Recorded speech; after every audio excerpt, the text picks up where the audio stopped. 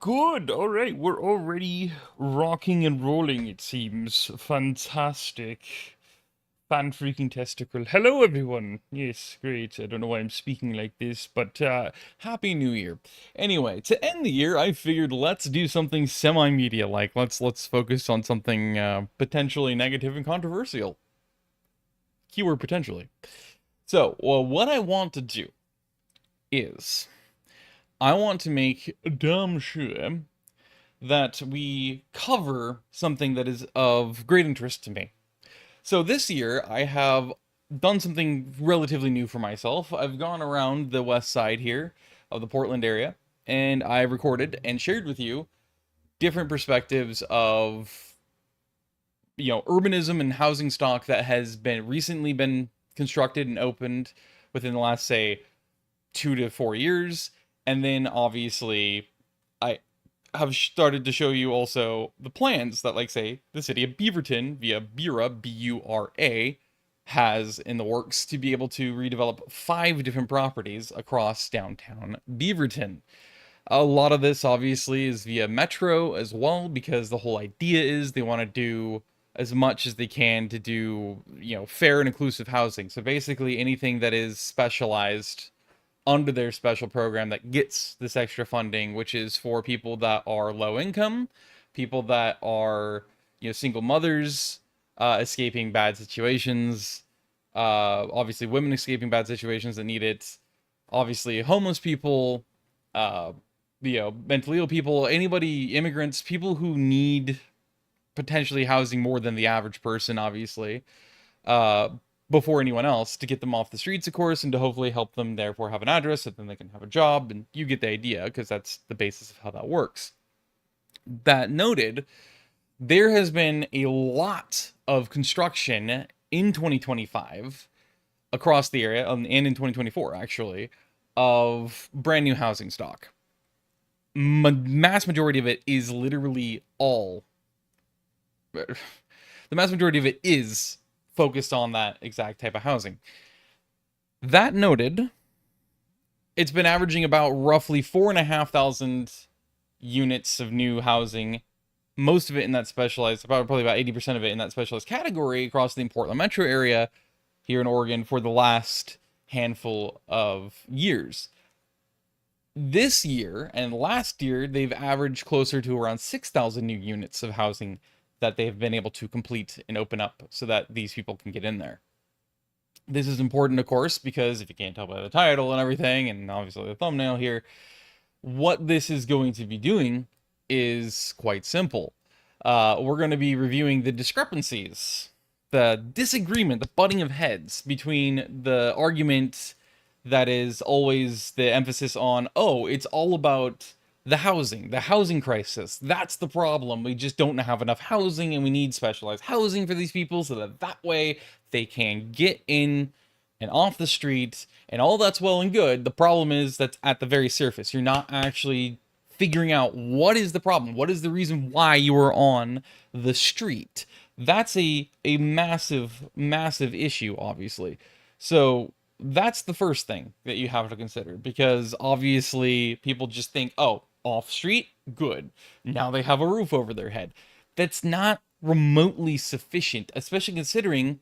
In fact, I should have actually taken the extra time to get that. I spent about an hour looking through all sorts of different sources so I could find the best ones that make the greatest points and have the most detail and the most statistics they actually share, rather than the usual media spiels that they always do, which is always biased in some way, shape, or form, and it's always hyper simplified to the point you can just read it in like 2 seconds, even if you read at a rate of like 60 words per minute, because there's like no words actually in the articles. It's very stupid.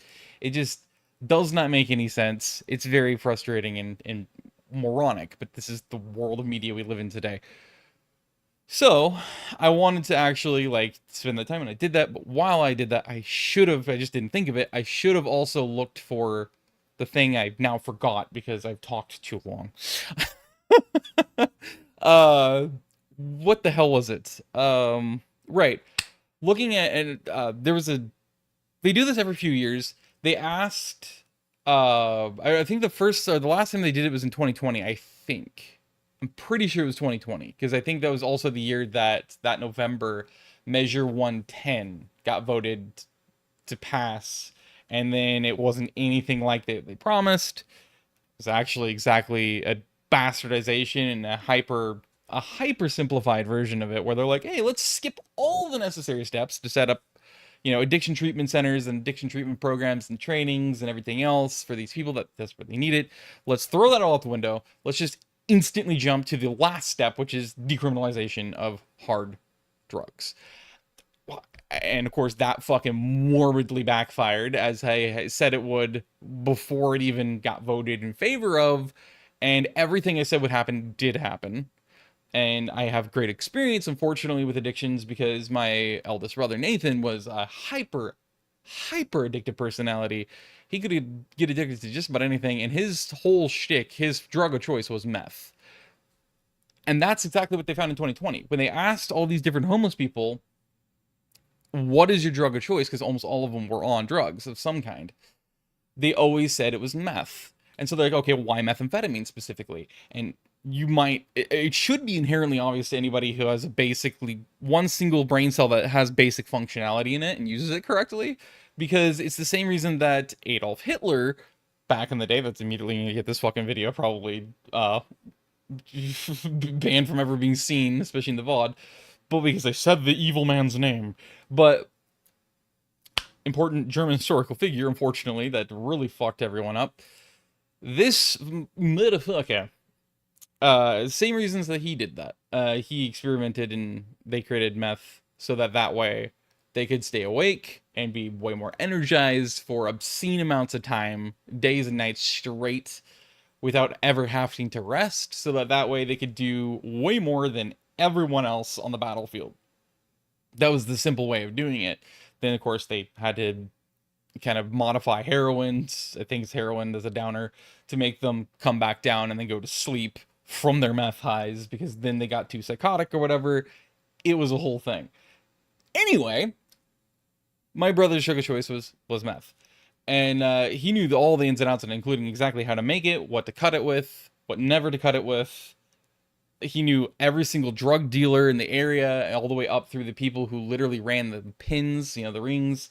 So I'm 100% confident that he was absolutely a CI before he if and or'd. If you don't know the story, you don't know the story. Anyway, CI, of course, is confidential informant, and it would have been in that way, at the very least, if not also potentially federal level for hacks and vulnerabilities on websites and servers and such, because he was weirdly adept at that too. He was just a savant in the weirdest categories, weirdly specific every time. Nevertheless, so I have a stupid amount of experience with this whole addiction thing, and so I knew, because again, it's inherently obvious. Why would homeless people in 2020, let alone in 2025, in Portland, Oregon, consistently choose, in the Portland area, consistently choose meth over all of the drugs to do while they're out on the streets? Well, like, you know who, in Germany back in the day, there was a purpose to it. They needed to stay up, and they need to stay up, and they need to be vigilant, and they basically can never let themselves sleep, because if they do that, there's always the even more idiotic assholes that are also homeless that are going to go and take advantage of them, and or their dog or pet that they might have as a companion, or of course, and this is the most important reason why, and the most consistent reason why they list, is because they're trying to protect what little they even own and have to live with. Whether it's a shopping cart they absconded with that has, a tarp or two and maybe some poles or something to use to pin up that tarp for protection, for safety, for whatever the heck it is. That's what these people are there for, right? Or that's what they take that drug for. Because obviously none of the other ones genuinely, they really just don't help these people at all, and that's obviously a major problem. But then obviously meth is one of the absolute most monstrous, worst, evil fucking hard drugs you could ever touch in your life. God, it literally fucking liquidates your body slowly from the inside out. It does all the worst possible things. It is a brutal drug to take.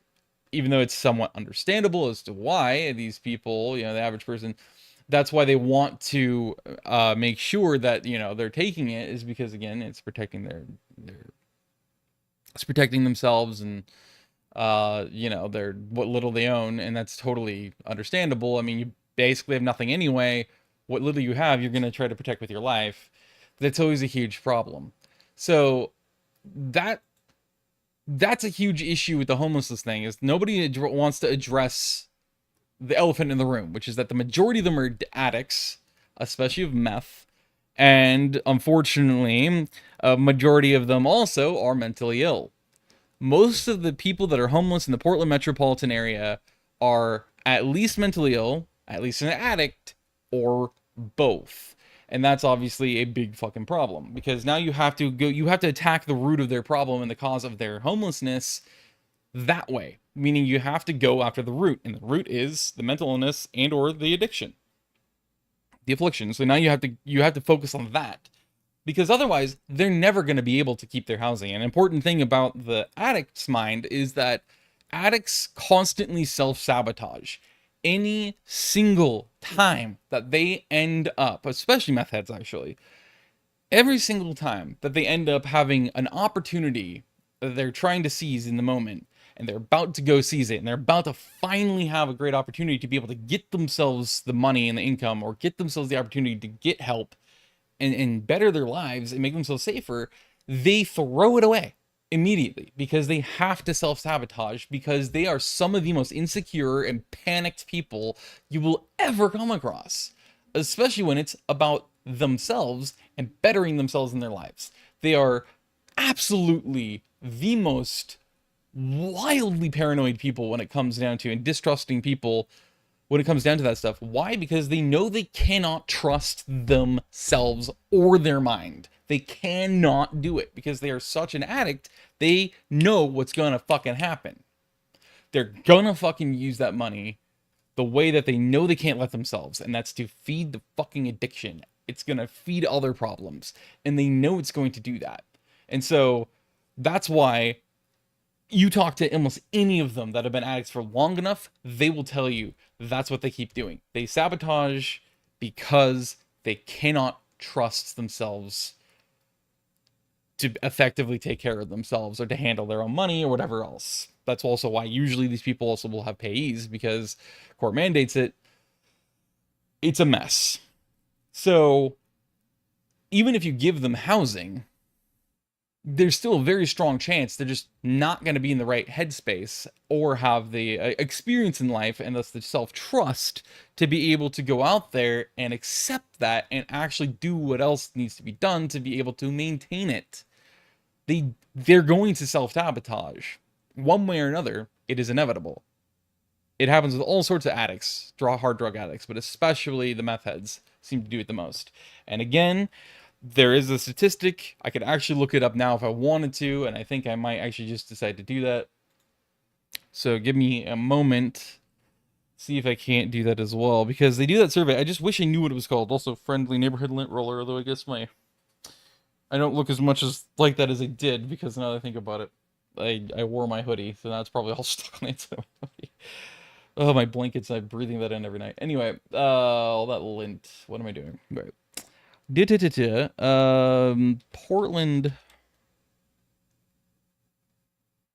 homeless drug of choice. Let's see if that's August 26th of this year. More potent, addictive form of meth impacts Portland's homeless. Yup. Okay, let me see. We're gonna see if this one works or not. Let's see. So the intersection drugs homelessness complicated in Portland. Addiction doctor weighs in. Well, see, this is obviously fentanyl, because you can tell because there's the foil, and he's bent down over it, and this is why they call it the bends. When somebody's high on fentanyl, they call it the bends most often.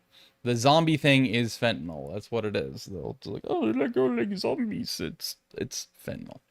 Or like, yeah, they're all bent over. Yeah, exactly. It's like a wilted tulip, or daffodil lily and trumpet flower. That's fentanyl. Yep, see. Fentanyl. I didn't even pay attention to the caption. I just immediately know by looking at it. Let me see if this one actually has it, though. Oh, for fuck's sake. The Oregonian now is up behind a paywall, huh? Fuck. Okay, I have an unpaywall thing, too. At least I'm supposed to. Although the web archives could work. Let me see if it'll work. I want to see what I am doing. Let's see. Web archives. I don't even know how this works because I don't use it well enough. Let me do... Oh, it just opens all of them if I do that. 503 service unavailable. Fuck yourself. Now, will this actually work for me? No. I need a Vippin, apparently, if that's gonna work. So annoying. Fuck you, Oregon Live. Oh, okay. That didn't do anything I wanted it to do. Okay. This is from July, wasn't it? No, it's from January 2023. Why did I say this July? Smoke meth out of a glass pipe on the corner of Northwest 4th Avenue in Gleason, in Old Town. That's another thing I was actually going to bring up, by the way. Even now, in 2025, the majority of homeless people, and ironically, mentally ill, and also addicted people, especially to meth, they sleep and they hang out right around Old Town, Chinatown, because to me it's still part of downtown, but you know. Especially Broadway and Burnside area, along with like 5th and everything like that, because that is where not only is Old Town Clinic and CCC is, and Good Samaritan's just up the road, which gets inundated with these people, but also Helen Swindell's is there. And Helen Swindell's, in case you don't know, my brother lived there for the majority of his, or at least half, if not the majority of his adult life, is specialized specifically for basically halfway house type people, so people getting off the streets, especially if they're addicts or whatever, former addicts, and then obviously mentally ill people. It's mainly mentally ill people they focus on.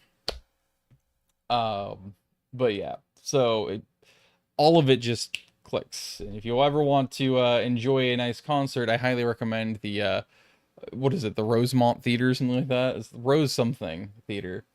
They're in the same block as Helen Swindell's and the Old Town Clinic. In fact, it's next door to the Old Town Clinic.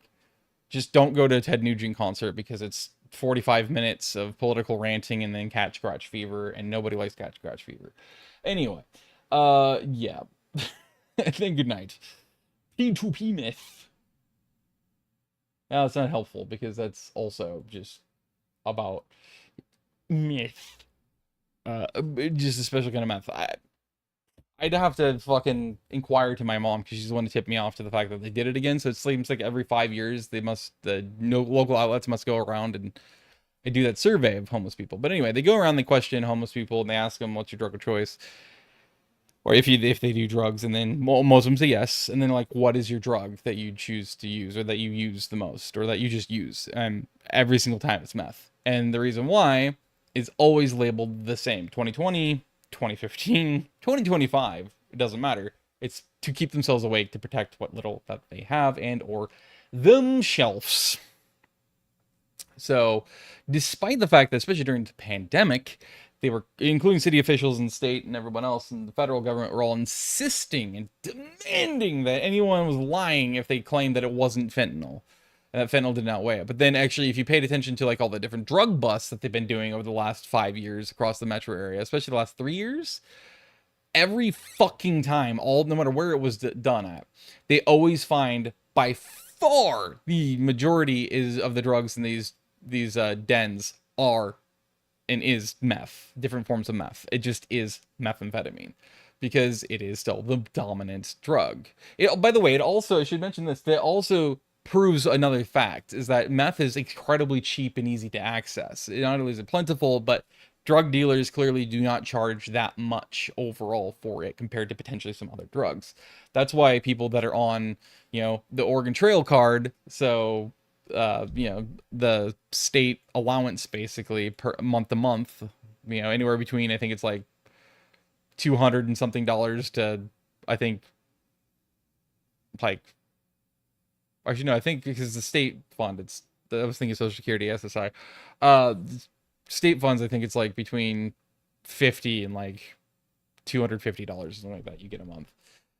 People that are on that and or SSI, Social Security income, which most of these people would be, especially if they're mentally ill, they'll make anywhere between, 500, 400, 500 a month, and upwards of, I think it's like 1600 a month is the max you can get. It's 1200 or 1600 a month right now because it went up apparently this year. And even with only that much income, just off of that, and then the payee ship that then limits it even more each month, and they access to it, they still can go out and buy meth as much and use it as much as they fucking want. And a lot of these people can OD because it doesn't take that much of meth to do that. Not like fentanyl, where it's like the slightest amount and you're pretty much already a dead man walking, or I should say bending, I guess, like a wilted flower. Yeah, it's still very powerful usually. So, again, that all that further points out how it's the commonplace thing. So yeah, Willamette Weekly, of course, emphasizes the funds that have been raised since 2021. So it's 4 years of funds, $1.3 billion. That's no little amount, even for 4 years. That is a vast amount. And yet, that's discrepancy number one, of course, because, again, I guess it's technically discrepancy number two, because I already mentioned the housing stock thing. Discrepancy number two is the funds that they've raised, right? And all the different programs that they have, and the shelters and everything else, and the supposedly permanent housing that they're building, or when they renovate a place for that. Like there's a place here in Aloha off of 198th and TV Highway that was some old hotel that was like almost abandoned for a while, a few years. Then it turned into a Best Western, and then that Best Western, I think it was a Best Western, one of those cheaper hotel brands, and then that turned after like a year or two, it turned into what it is now, which is this technically permanent housing for homeless people, except technically for functions more as a halfway house, just a long-term halfway house for them to be able to eventually then get actual permanent housing somewhere else. But so you have all sorts of different ways that they do it. And yet, despite that increase in that stock, nothing. We still have an increase. All that funds still have an increase. You have the specialized housing, still have an increase. Vast amounts of shelter increase, doesn't matter. Still have an increase in homeless. It clearly has a lot more nuance to it than people want to think of it to have, or admit that it has, to be able to have anywhere near a head start, or even get a start in the first place towards making progress to fixing this issue.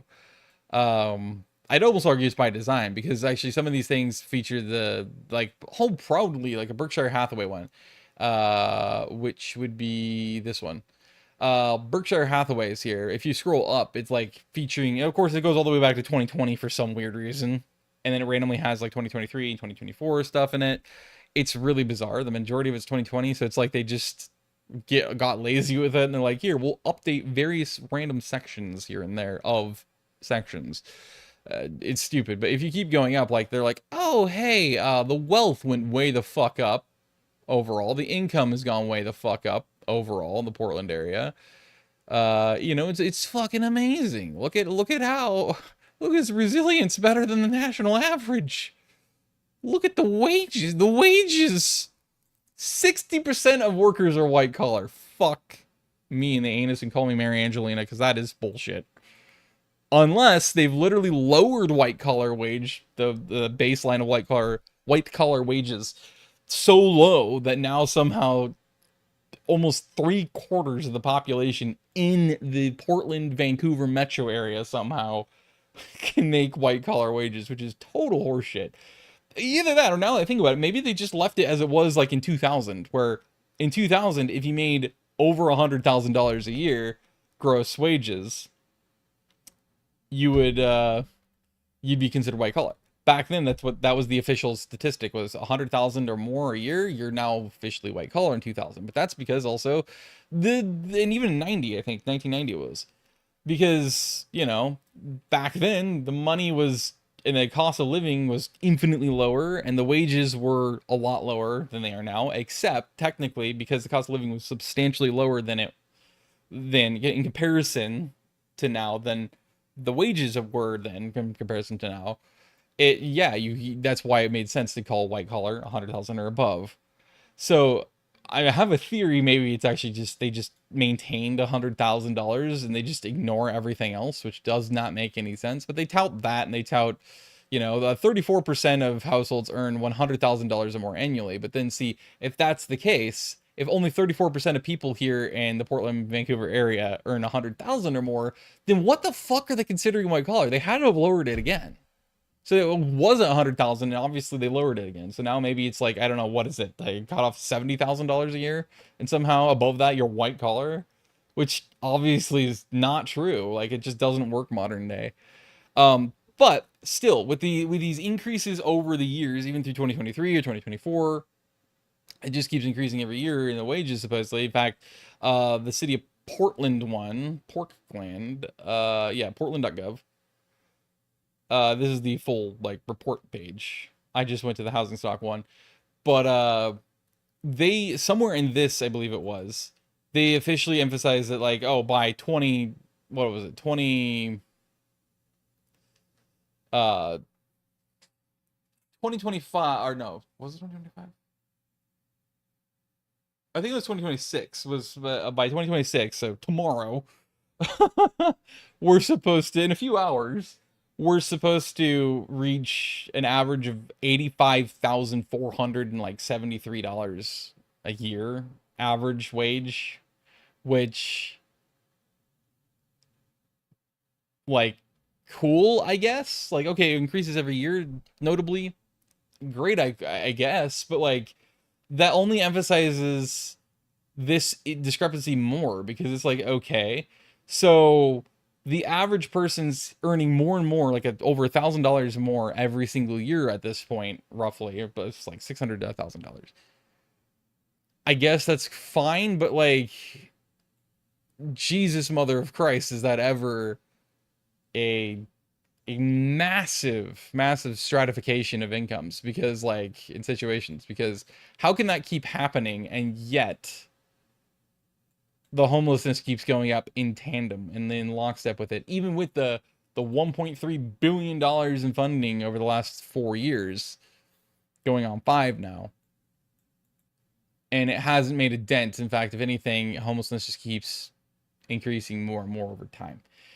It's just, it shows the incredible level of nuance to it and its complications. Like, well, this is why it's so complicated to even address, let alone talk about, because you could try to claim you're being nuanced about it as a group, as a community, as an individual, and you're just not. You're not even still scratching the top of the iceberg, the tip of the iceberg, because it's so much more nuanced than even that. And that's, like, clearly true, because why do you think, even with the nuance that people are using now, especially in the Portland area, and the policies that are being made and everything, and altered and changed or expanded, and funding expanded, and yet it still keeps increasing each year?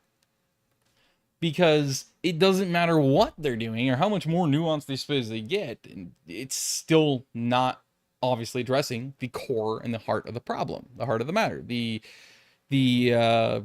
root cause of this issue. Obviously, because, like, if any of that was nuanced enough, and it actually touched on at least some of the hair roots off of the taproot, the key main root of a plant, in this case, you know, of the problem here, they still, at least then, you'd still see the slightest incremental progress forward. Something would finally start to shift in the favor of the programs and the funding. Hasn't happened, not even once yet. And this has been at least a decade, maybe a little more than a decade and a half, where the Portland area and Portland proper and Metro and everyone else has been doing these like inclusivity and these like homelessness effort programs and funding and everything else. And the main funding, that 1.3 billion that Willamette Week shows here over the last started the last 4 years ago. And well, guess what? Housing services tax didn't help.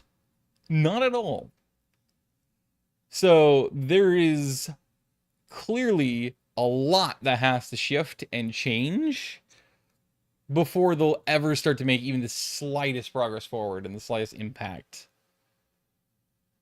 on this issue, because we're going too simplistic still. We're not addressing the true root of the cause of the problem.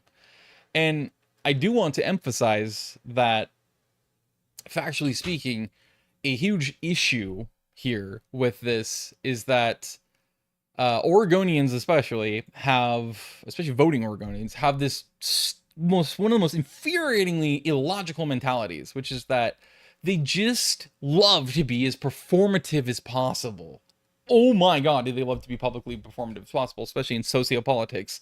They love to be performative because they are entirely performative, and nothing they performatively say and make the biggest to-do about that they care so much about, and these people and these groups and this effort and this progress, this policy, they don't actually give a fuck at all.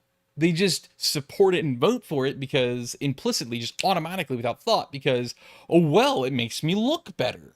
It makes me feel better about myself, and therefore it makes me a great person because it proves I care. Well, do you? No, because like even I think it was 115, measure 115, no one, and I mean not a soul, fucking thought to ask the people in the incarcerated, the incarceration system, so the jails and potentially the prisons in Oregon, not a one of these people fucking thought to ask them. They're like, hey, how do you feel about the labor programs?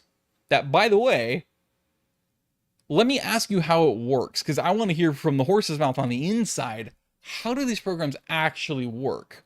Because most people assumed it was modern slavery, you see, because they didn't pay you enough. And not only did they not pay you enough, because, you can't fucking buy anything in prison, for fuck's sake, you're behind bars. But on top of that, it's one of the dumbest and most illogical arguments. But on top of that, wait for it, they thought that they were forced against their will to do labor. And they weren't. At least not in Oregon. Maybe Crook County. Crook County, I hear, is wildly infamous as probably the most corrupt and brutalitarian incarceration jail and prison. Crook County. In the entire state. I hear by far the worst about it all the time. So odds are maybe there's something there to that. Because it would have to be on individual administrative levels for each jail or prison. The fact is that in Oregon, though, they have a clipboard. Usually it's going to be in the cafeteria, or like in the one of the laundry rooms or whatever, for them to be able to access and look at what are the upcoming jobs, when are they going to be, and see if they're interested in it. If they are, they can sign up for whichever one it is that they want to go into, and there's a chance that if that's not filled out yet, they're going to be a part of that. And there's nothing but good that can come out of that, because, especially for men, good God, because think about all the testosterone and all the angst and the anger and the roid rage and everything else that's innate to men biologically, being in a tiny cage, like a 3x4 or 5x5 fucking concrete and metal barred cage, every single hour of every single day for God knows how long your sentences are, especially in prison, because that's longer sentences, obviously, for more moderate crime levels. You're sitting there literally rotting away with literally nothing to do, being watched 24/7, 365, and you're stuck with a bunch of other idiot guys that all have anger issues and all have all this other weird testosterone shit or competitive problems, and the most you get to go to like eat in the cafeteria, still within all the concrete walls with like no windows anywhere. Just seriously put yourself in their shoes and then think, okay, I'm gonna sign up to go clean up the roadside. I'm gonna sign up to do landscaping. I'm gonna sign up to do this job where I'm gonna make license plates. Or I'm gonna sign up for this job to do some I don't know, ditch digging, or I'm gonna go sign up for this job where they're gonna have us go and fight wildfires for them because there's a bunch of raging wildfires and they just do not have the resources, the money, or the personnel to be able to fight them. So I'm gonna sign up for that. None of them are forced into it. They just volunteer and they sign up for these things. But unfortunately, nobody in the voting public in Oregon ever stops to think about that or ask these people how it works. That is how it works. But nobody thinks to ask them, and nobody did ask them about it, nor did anybody think to ask them if they actually like the program or not, or if they personally support it. The actual people who they're supposedly saving from slavery. It's the dumbest thing. It makes no sense. Almost everyone in Oregon and even in California in these prison systems, actually in jails, actually fucking loved, I should say loved because it's dead now permanently because it's written into the Constitution. So the dumbest things, that stupid measure, it pisses me off actually, is that they didn't even ask them of that and they loved it. Whenever they were asked, they're like, we fucking love this program. And the ones who didn't literally were like, but that's fine because I have a choice and I chose because I hate it. I don't want to fucking I don't want to fucking go into do any labor, so fuck that. No, I'm not gonna do it, you know? Which makes sense. They literally point out, it's like, we had the choice, personal choice, and we choose we're just not gonna do this thing because we hate it. It's, you know, cool, great, like, but for the people who do want to do it, which is the majority of them, they loved it. They fucking loved it. Now they took that away. It's the same with like the fucking mental institutions. When Oregon further deinstitutionalized beyond I think it was the Reagan years or whatever it was. I think it was Reagan. Fucking Reagan, man. And Jesus Christ, man. Like they're like, they did the same thing with that because there was various hospitals. I think there's one up in like the North Portland area near Fairview or something like that. I think it was called Fairview. But anyway, there was like a big mental hospital up there. And they had introduced a handful of years prior to when everyone lost their minds over it because it's modern slavery. It's not okay. They introduced programs to where they had these classes and they're hands-on so they could actually get these practical skills like being able to garden, grow food, you know, whatever, you know, prune, bonsai, whatever the fuck it was. There's different things they could do that were basic, they weren't intensive, and they were easy skills and valuable skills to pick up, including some survival skills. And they loved it because instead of being a prisoner just stuck in the same blank institutional white gross walls of these places, just drugged out of their fucking minds, you know, and literally it's a prison. It functions exactly like prisons, except for, you know, the fact that they're not officially or legally considered prisoners, but literally it's no different than a jail. And all those people that were there loved it. In fact, we saw the highest rates in the institutions that implemented those programs. We saw immediately, and I mean instantly, we saw the highest rates, as skyrocketing in rates that we'd never seen before in the institutions, mental institutions, of people being able to find some stability and sanity finally and actually get out because they became stable enough. And literally, it's not, you know, correlation doesn't equal causation. It was literally causation. They literally know that. Because these people, when they were asked, every time when they got out, said, and a lot of them had been there for years before that, and they said, we loved it. It was exactly what we needed, and it's literally the catalyst that got me out of there because it gave me, I finally could escape the walls, you know. I finally felt useful for once, and that's something else that also the people in prisons and jails talk about a lot here in Oregon is when you ask them about it with the labor programs for them. It's the same exact sentiment. It's like it actually gave us something to fucking do for once, you know. Like it calmed us down. It gave us feel valuable for once, you know, and you know, we learned some skills and stuff. It was great. It was necessary.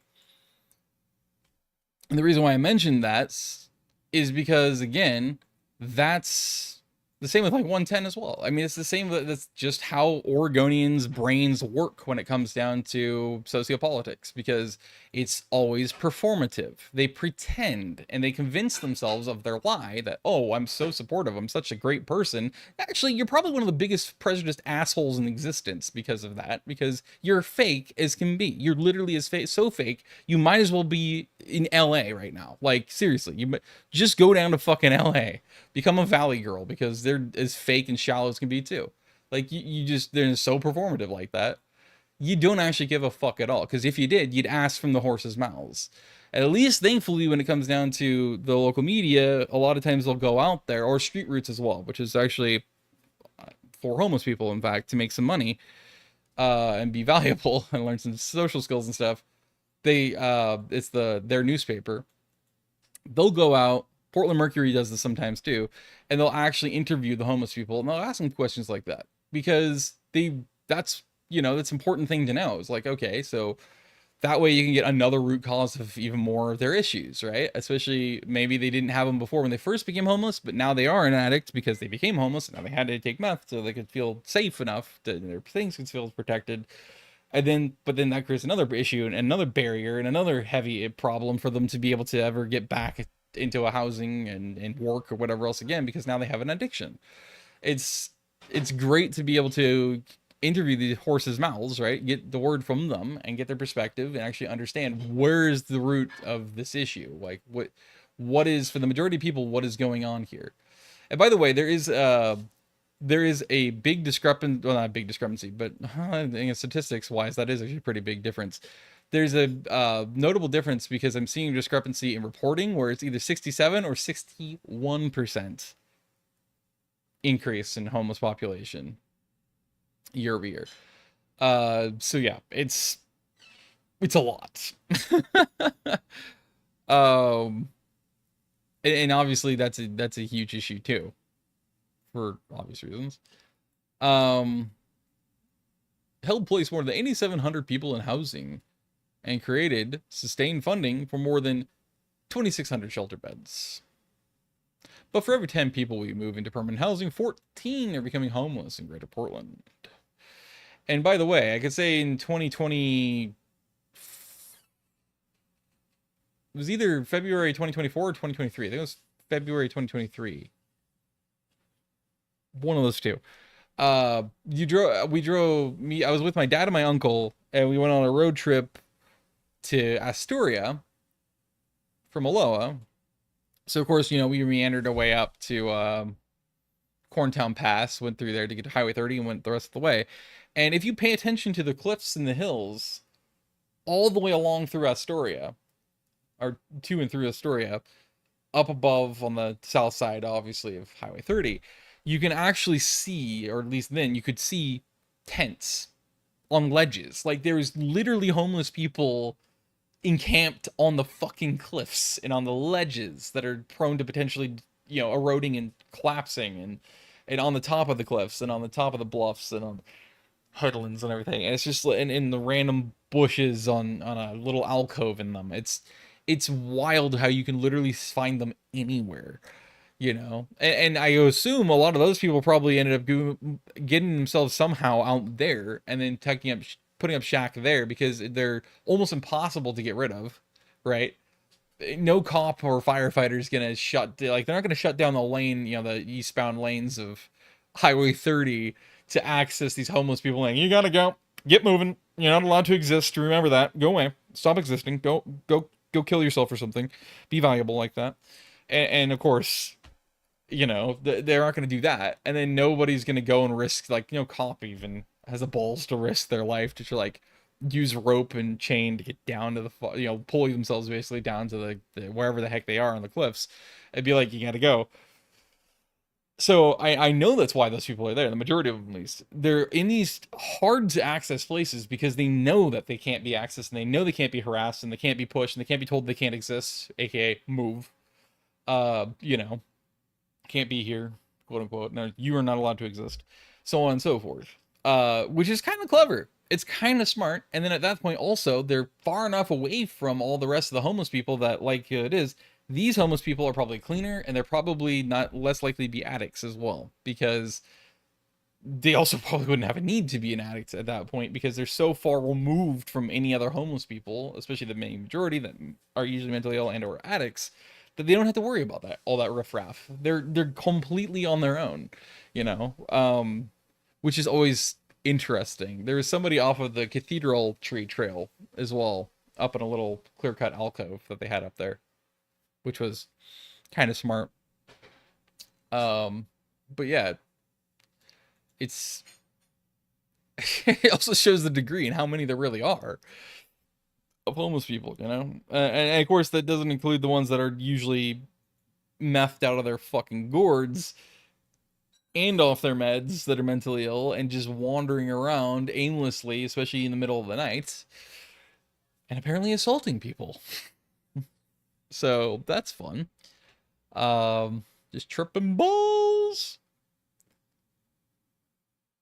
But yeah, so like this is cool and all, but like I like how they always selectively wait to put the quiet part out loud last because they know that people don't have the attention span, so they're not going to read all the way through and they're going to skim, and the odds are they're not going to pay attention to this fact, which is that yeah, okay, so they're going to tout themselves and be like, oh, we've created so many permanent housing and shelter beds, you know, thousands. This is literally about 11,000 people, right, that they can help supposedly, and yet they're still outpacing by four extra people each year or whatever, you know.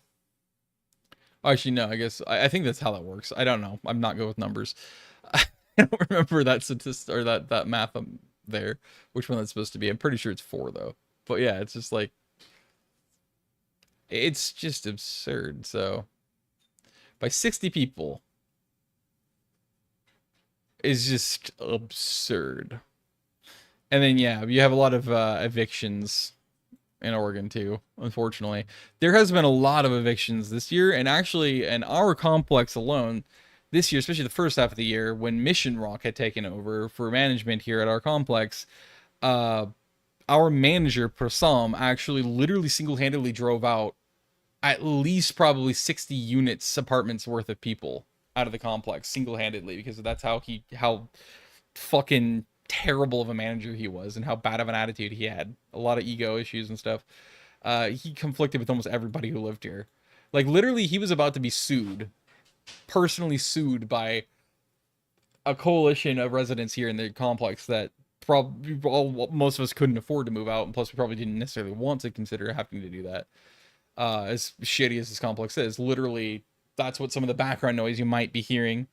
I don't know how good the suppression is for that, but you might be hearing the background because we have a industrial dehumidifier in our bathroom, because as it turns out, not only do we have a leak, the odds are is our neighbor next on the other side of the wall has a leak. Oh, and so do our neighbors above us have leaks. So the whole thing's like falling apart, and his moisture meter showed high levels of moisture under the fucking ground, which is technically concrete under our vinyl here. Uh just all the way well out from the bathroom where the leak is. So yeah, and he was just remarking, he's just sighing and like shaking his head all over the place. And he's like, this basically, without saying it directly, he's like, this place is absolute shit. Like, this is technically a third party contractor that the current management has for the complex, and they're like, they were telling the current management, who actually bought the entire complex from the original owners, not just took over management, and they're like, which is Guardian, and they're just like super mad. They're livid right now. It sounds like they want to sue the GSL, who's technically owned the property for before, even though they had Mission Rock come in as management, GSL still owned it, but they were trying to sell to Mission Rock. Mission Rock just took over management instead. Then they quickly left, and then Guardian went and took over once they actually bought it officially from GSL. And they're livid. Like they sound like it's to the extent that they're probably going to try to sue GSL because they feel like they've been lied to or whatever about the condition of the property. And it's like this, and I literally told the guy, which from the third party contractor, I'm like, this is exactly why, like the best due diligence as a property owner in that case, especially as a management company, is fucking ask the residents before you buy a place, or at least sign the contract to buy it. Ask the residents, because the residents are not, they have no reason to hold back. anything about how good or bad the fucking situation and the quality of the complex is. And we have like nothing but negative things to say. Almost everybody does here. And that includes a lot of us who've lived here for a long time. Most of our neighbors around us actually in our end of our building have lived here for longer than we have, and we're about to be 8 years in March of 2025 in this unit, which is wild. And as I keep telling them too, I literally remember what this exact property, this whole property, including the next apartment complex up. I remember when there was nothing here. Nothing here at all. Edgeway didn't exist. Buddy Holly. So Holly didn't exist. None of this existed. I remember that because it was actually relatively recent history. It still stood with just a old dilapidating red barn sitting somewhere probably around the parking lot and the greenfield area over here from our building. Uh, and I always remembered that, and then like I remember when they slowly started to construct it, and so we watched it do it, and it's typical American matchstick built. Which, by the way, I mentioned that in some of my other videos where I was walking around showing you guys the new urbanism and development that's going in the planned areas, and talking where I've mentioned that matchstick build issue because I call it a matchstick build for a reason. It's rushed. It's as many corners cut as possible. It's as cheap as possible. It almost always uses exclusively press board, plywood, especially press board though, and particle board, including for the fucking structural walls, which is absolutely moronic, especially in a moist, wet place like here. Except it was sunny today, like it was yesterday. It's been gorgeous the last few days, and thus very cool. Very cool. I wouldn't say cold. Most people would say it was frigid, but to me it was literally freezing at night, but I wouldn't say that. It's cozy actually. But anyway, crisp and cozy. Because you get to go bundle up in blankets or your warm cozy clothing. But anyway, it's been beautiful the last couple of days. But normally it's really fucking wet, and if it's not raining, it's still humid as hell. And so that's one of the most disastrous things you can do is cheapen your fucking wood materials, especially like that, because it's setting you up to actually effectively go bankrupt potentially because of how cost ineffective it is. Like, sure, you're saving a lot of money up front when you're constructing it, but in 5 to 20 years, you're gonna really regret it because it's gonna be so fucking expensive, which is probably exactly why these places try to sell within like 10 to 15 years the property, because they milk the fucking a newness out of it, and that's the max profitability, and then they want to pawn it off to somebody else in the hopes that it becomes their problem, because they know it's going to become a problem, because anybody with a brain cell knows it's going to be a problem for obvious reasons. It's too fucking cheap and chintzy and gross. And yeah, apparently like literally even the third-party contractor and even actually the maintenance crew of Guardian at this complex has been actively talking about and joking how they just need to burn the entire complex down and restart from scratch. Like, because it was like they're like exasperated with how fucking swamped they are with constant issues and emergency calls and everything else, because everything's literally falling apart at once. And this complex is not even fucking 8 years, or sorry, it's not even 20 years old yet. It's gonna be in 2 years, in 2028, in I think August of 2028, the first building that was completed and opened in this complex will officially be 20 years old. That's how fucking young this complex is. And that's why you don't ever fucking construct things like people do in this country, because it's made to be as cheap and as chintzy as possible. It's fucking terrible. Like, people probably think I exaggerate, I'm being a drama queen about it. No, it's fucking bad, dude. It should be illegal and against code to make things like this, especially apartments like these. And alas, here we are. What the hell was my point for mentioning that? I don't remember. Anyway, there's somehow associated, but I don't remember anymore. Anyway, wonderfully pointless. But yeah, I mean, like, I could have left it at like 28, 32 minutes in, because simply put, there's no progress being made. No matter how many billions you raise, and spend, and how much effort you and staff you put up front to make this happen. You know, supportive housing and halfway houses and permanent houses and programs and everything else. It's not helping at all. It just isn't. Nothing has progressed whatsoever on this front. Nothing's helped. That's just a fact. Continues to rise even as increased services help in the thousands. And this was in May of this year rather than November, late November of this year. Or November, no, sorry, November 5th, beginning of November. So, like, they're still putting it out there like this. But also the reason why I had both of these is because if you actually pay attention, they're very different in terms of how they present it. The Oregonians, Oregon Lives, is far, far more in depth, as you can tell. Which I think is fucking great. Yeah, the 2,000 evictions per month. That was why. That's right. That's why. A lot of people evicted themselves this year in this place. Like, they literally just got so fed up, they're like, fuck this place. And they went and they somehow found a bunch of places. And right now, apparently, like, the Portland area, especially the west side, is loaded. I guess the entire area, according to my sister. It's just like, she's the property manager, so to speak, for, account manager, basically. She's the lead sales and account manager for Ziply. So she goes all over the fucking place, across the entire metro area, sometimes outside of the metro area, to greater metro area, to, you know, I think technically she's officially the, management relations or something like that. So she's the relationship and salesperson for these complexes, and just general salesperson for anybody.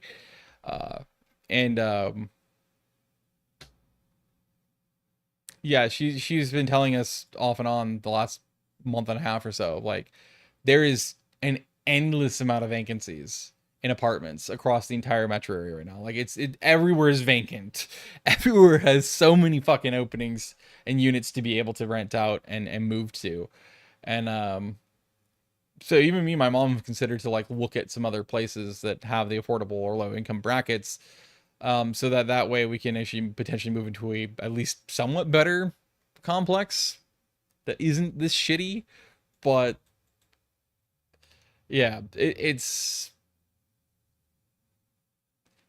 because it's just, yeah, it's fucking insane how many units. Like, you can't go anywhere without seeing, you know, it's like apartments for lease, apartments for rent, for rent, for rent, for rent, leasing now, you know. It's no longer just all the office buildings, which there's endless amounts across even the west side, let alone in Portland proper, especially downtown. There's just so many, like, for lease signs, especially in the mixed use units. I've noticed it was actually majority mixed use, which is actually interesting because I didn't think about it until I saw a Ray Delonte, so a City Nerd video. And then I'm like, I didn't think about that.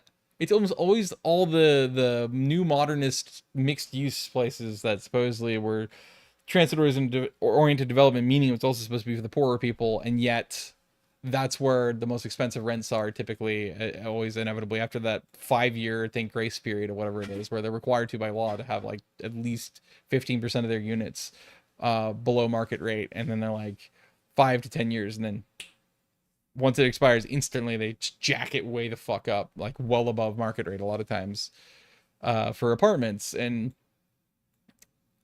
I could have fucking told you that would happen, but it's fucking absurd. But yeah, so, like, the other cool thing about this one, and again, these are linked. I should have said this in the very start to start this off, but these are all linked in the description of this live stream, and thus eventually will be VOD. So if you want to take an even closer look yourself at all these different things, you can do that. It's very easy. You can just directly access it. But yeah, so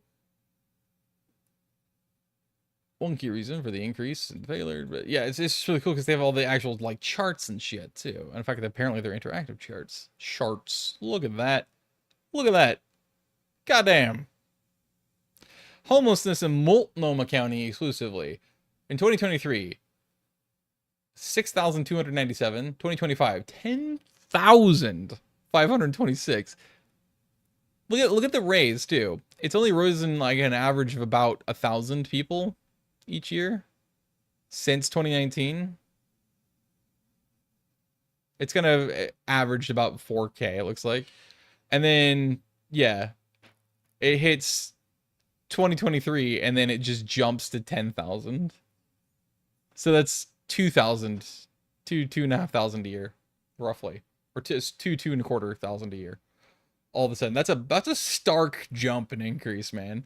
And again, you have to remember, like, all the main biggest programs started in 2020 and 2021. That's when all the big aid programs, especially for homelessness and addicts and everything else and low income people, all of these programs really started, and they got the peak of their funds from 2020, 2021 forward through now. And yet, in direct correlation, you can see the discrepancy. Suddenly it went from an average of around, well, actually not even really averaging an increase for years, for over a decade, it looks like, or just about a decade. Yeah, for over a decade, or at least a decade, it just stayed plateaued, stayed firm at like around what 4,000 people, and then right around the time that those programs start and the funding starts, it conveniently jumps from a plateau to averaging for what is that 3 year or 4 years? For 4 years, it averaged 1,000 people increase, and then it's now jumped to 2,250 a year. You can scream correlation doesn't equal causation as much as you fucking want, but at a certain point, coincidence doesn't coincidence anymore. This is a causation. There is very much a perfectly mutually exclusive link between whatever the fuck the programs are doing and the increase in homelessness. What it is, I don't know. That's what I'd love to figure out, is what is the root cause of this specifically, the actual discrepancies, is really the point of this whole stream slash VOD now, is what's going to become afterward, because it's a really important question to ask. Like, okay, so we can figure out, and we already know technically the source of the homelessness problem, at least for the majority of them, and how you could, implement like what programs they need and what things they need to be able to actually stabilize and trust themselves enough to be able to get up and get out of their terrible situations. But you can still research that more. But this is where we need to look into, is what the fuck happened here, because all these programs and the funding, including over $1 billion, is in effect in this time period for exactly trying to not just prevent, but also reverse the homelessness epidemic.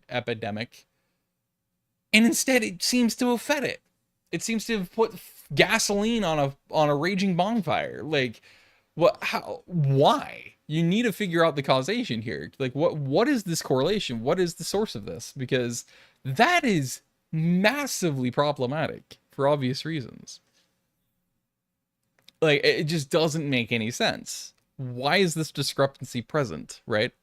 You have to look at that honestly and get as hyper detailed nuance as you can in your research to try to piece that together, because that is a puzzle that needs to be figured out, instead of just being sat upon and being like, well, I guess it just happened, let's just blame it on population increases, shall we? Yeah. No, don't be lazy. Just fucking actually put in the effort and figure it out. For the people that at least have the connections, and that especially people connections, let alone resource connections, to be able to, and the math whiz minds and stuff, to be able to actually piece this together as a team, leave it up to them, because I'm not capable of doing that. I do love data and statistics, but I am terrible with math and numbers, at least in the written form, in the visible form. But like, if it's physical, I'm actually apparently great at math, which again it's considered practical application of mathematics. I'm actually extremely good at. It's the impractical, aka the schoolwork and the actual arithmetic and the blueprints and the architectural, blueprints and what do you call it, the equations and everything else. Those are the things my brain has no computation abilities of. Um, but yeah, and again, also, sure, they're a lot more able to be able to go around and find out who's homeless and who's not now than ever and get a more accurate count. The thing is, I guarantee that they still haven't the fucking faintest clue, the slightest idea of the true amount of homeless people that exist across the Portland metro area, because it's higher than what they're showing. 12,000, I guarantee it's probably closer to just 15 to 18,000 people at least are homeless in the Portland area. And something I also would like to show you is, because this was not this way even like 5-6 years ago, and now it is. They hyper simplified frog shelters in New City. Frogs. Okay. They hyper simplified the. Yeah, it was not helpful to click that off because I've already spaced what the fuck I was gonna look at. There was a hyper simplification of. Damn it, I shouldn't have clicked that off yet. I lost my train of thought. Because if I didn't click that off, I could have immediately went and looked at and reminded myself what I was looking for. And I have literally, my brain is not giving me any information now. I have zero memory of any kind of what the heck I was about to actually mention. It's so frustrating when that happens. I fucking hate it. It's stupid fucking fat globule on a stick. So frustrating. Anyway, this is why this was on this one before. Is because this is like, to me at least, it's the only valuable one. This is the craziest part. I spent over an hour trying to find a resource, a data point, where these articles and everything else can get this information from about like how many thousands of housing units have been built. New housing units in Portland, let alone across the Portland metro area. I've been looking for that. That's why I actually have the state of housing report from Portland. And it's just, so far it hasn't been helpful. If I scroll further, I might find the multifamily housing ones. Family permits is going back up again, apparently. Middle housing is duplexes and stuff like that, townhomes, row houses, which I actually personally fucking hate. I think it's better to just skip them and go to fucking mixed use, because it still does the same job, just a lot better. But it's huge spike in 2022, and then it's gone way down again, but at least it's a big increase. And again, this is just for Portland proper. So here's your multifamily units. Big drop in 2020, and then after 2022, massive drop again, which is actually interesting to look at.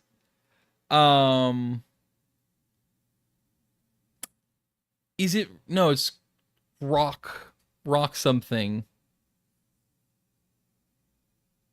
out in Far East Portland near Gresham. I don't think it technically is Gresham, but it could be. I don't think it is. I think it's still East Portland. There's a Mac stop and a parking right out there, but they built like a decent, good density there. I think it was mixed use is what they were, because they were still in construction when I saw it early this year. But I have to assume it was finished by now.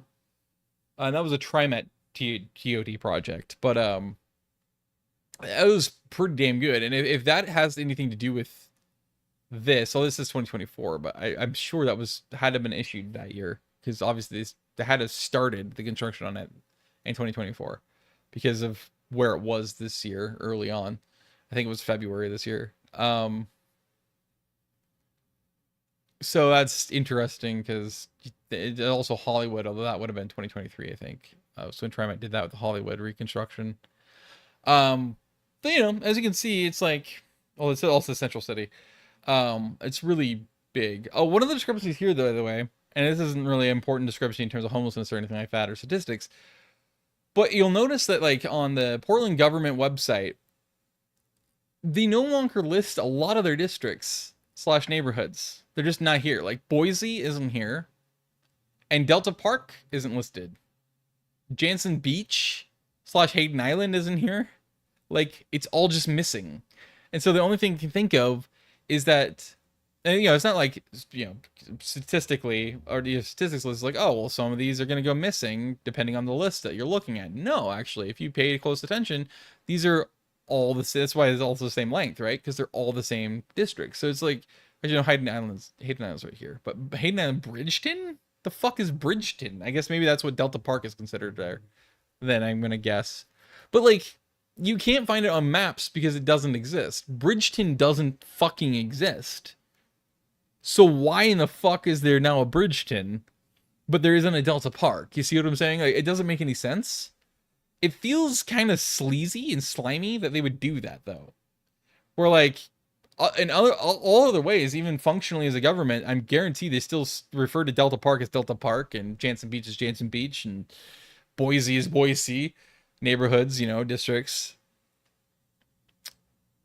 But for some reason, it looks like they conflated a bunch. Like they conflated Roseway and Coley together, but they're technically separate. So what? Hillsdale, Multnomah, and Barber are conflated. And so what it means is you have to try to figure out, okay, and all you can do is guess. You take shots in the dark. Like what? Where did they conflate each of these missing districts and neighborhoods for the city? Where did they go? Like which neighborhood did they conflate? Other district did they conflate them with? Like Delta Park's a great question. I'm assuming it's got to be the Hayden Island Bridgeton is my best guess. If it's not, then it's probably somehow part of St. John's, or I would guess Park Rose, Argay. It could be Centennial. My brain's screaming Centennial at me, but I don't remember where the Centennial neighborhood is. I think it's up in the north area. But yeah, it's really stupid. It's like, why did they do this? It makes it genuinely confusing, and it makes it really frustrating because it's like, okay, well now we can't get the data we're actually looking for because you guys are fucking jackals. Like, fucking really, dude? But this still doesn't really help me all that much because it's like, okay, total housing by stock 2023. So not only is it older, but then on top of that, again, this is like the literal total stock. But if you notice and paying attention, they have permitted, but they don't tell you what ones of them are under construction, or better yet, a better statistic would be have been completed year to year. That would be fucking useful. Permits filed and granted is not remotely helpful to determine that, because people can, they can have a lapse on their permits. They can just sit there and wait. They can sit on their hands and just be like, well, I have the permit now. And, a lot of permits, a lot of times they're good for, a few years sometimes, because of the fact that it's like, all I have to do is like prove that you still have the intention of building it. And then you're like, okay, cool. Okay, here's a few little hoops to jump through, but they're minor. They're minute for especially big developers. And so they're like, okay, cool. Great, you've done your job. All right, you get to keep your permit. Cool. It's renewed, right? Renewals, renew your permit. It auto renews. It doesn't make any sense. And it says and production, but the production they're talking about, for some stupid reason, is exclusively permitting, which is just what I explained why that doesn't make any sense, because that's not helpful. That doesn't tell you. And so this is really frustrating because the only thing I have then at that point to use is this stupid Berkshire Hathaway one through the first quarter or quarter one of 2020. Why? Why is it almost impossible to fucking find that data? It doesn't make it exists. They get it every fucking year, obviously. Why are we fucking in the dark? Why do you have to headhunt it and you still probably won't find it? It's the most irritating thing. So if anybody I doubt anybody will ever watch this to this point, let alone watch it at all. But if you do, and you have to this point, I'm hoping you actually have some help you can give me of like pointing me to certain resources, being like, this website or search this term. That way you can use, you'll find it. That's how I found it, basically. Like the actual like properly displayed data, straight raw data and statistics of like, here's the actual raw numbers year to year. It's very frustrating. It actually kind of reminds me of what used to be one of my favorite websites in terms of like population based stuff and other basic demography, because World Population Review, I like to call it because I'm a child. World Population Review used to be the best site by far because it was so detailed and it literally had up to the minute live updates on most of the cities they had there. And they had it all the way down to tiny little towns. Literally, tiny little counties and towns in the middle of bucktooth nowhere. And somehow they just decided, apparently at some point, like, let's hyper simplify the website. And now it only shows you the most populous metro areas and cities. That's it. That's all you get. And you don't even get the full data, and you do not get live updates. It's just regurgitated basic information you get from Wikipedia or from the Census Bureau, which is frustrating because it's not helpful. It was helpful when it wasn't that way, and it was the way it was before. And they just completely fucking shot themselves in the dick and said, I don't know why I'm bleeding, but I like it. And now it's ruined. Anyway. Yeah, so new deliveries of units means that's how many new units of housing that have officially been supplied or built or that are at least for rent. And then new absorption means how many, or net absorption means how many units have been officially rented out to somebody or purchased. So in this case, through the first quarter of 2021, which is nothingness, I think technically it's the end of 2019, technically is what quarters go by. I think the first quarter of 2020 is technically the end of 2019. I think that's how that works. Either that's the other way around, and therefore it actually be the second quarter. What we would consider the second quarter of a year is actually the first quarter of that year. I can't remember which way it goes. It's one of those two ways. It, again, doesn't make any sense. It's really stupid. But anyway. So either way, it's either about halfway through 2020 or I guess a third of the way. Is it? I guess it would be halfway once you conclude it. Yeah, whatever. I don't know. A third to halfway through 2020, or it's the very end 3 months of 2019. So you had 1,040 units, but you also had a little bit more than that. But here's something else that's actually kind of useful here, which is why I focused on this.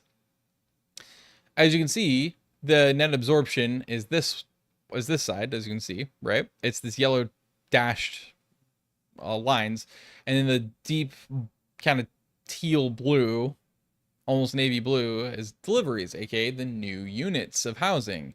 And if you'll notice, in 2014, 2015, 2016,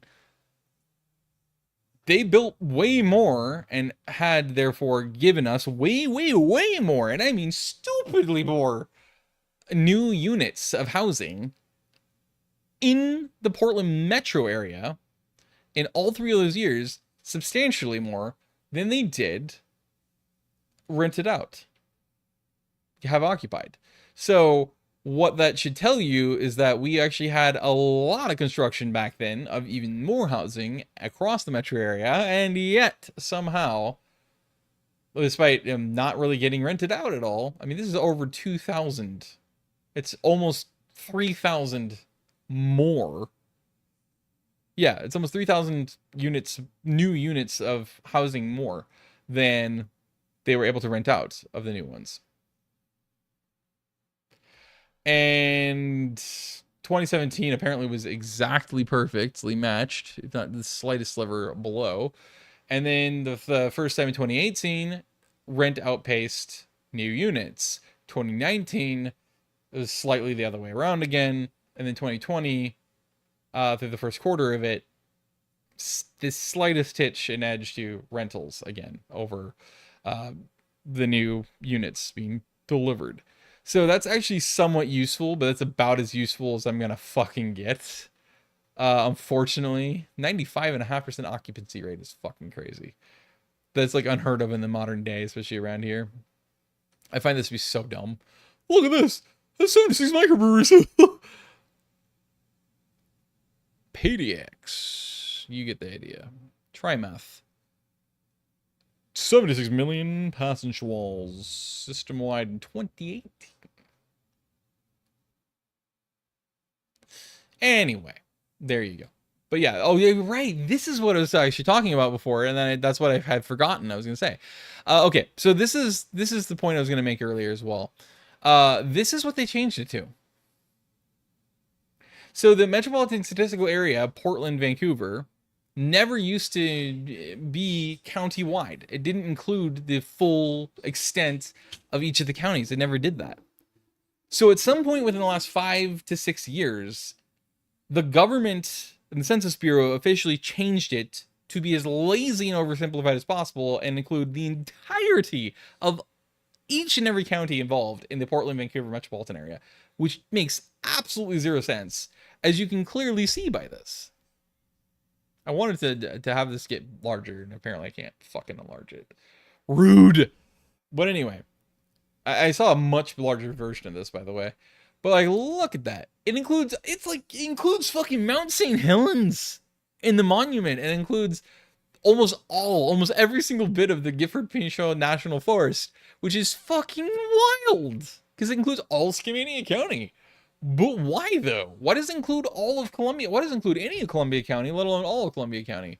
I can see for a greater area, so the true statistical area, at least up through St. Helens.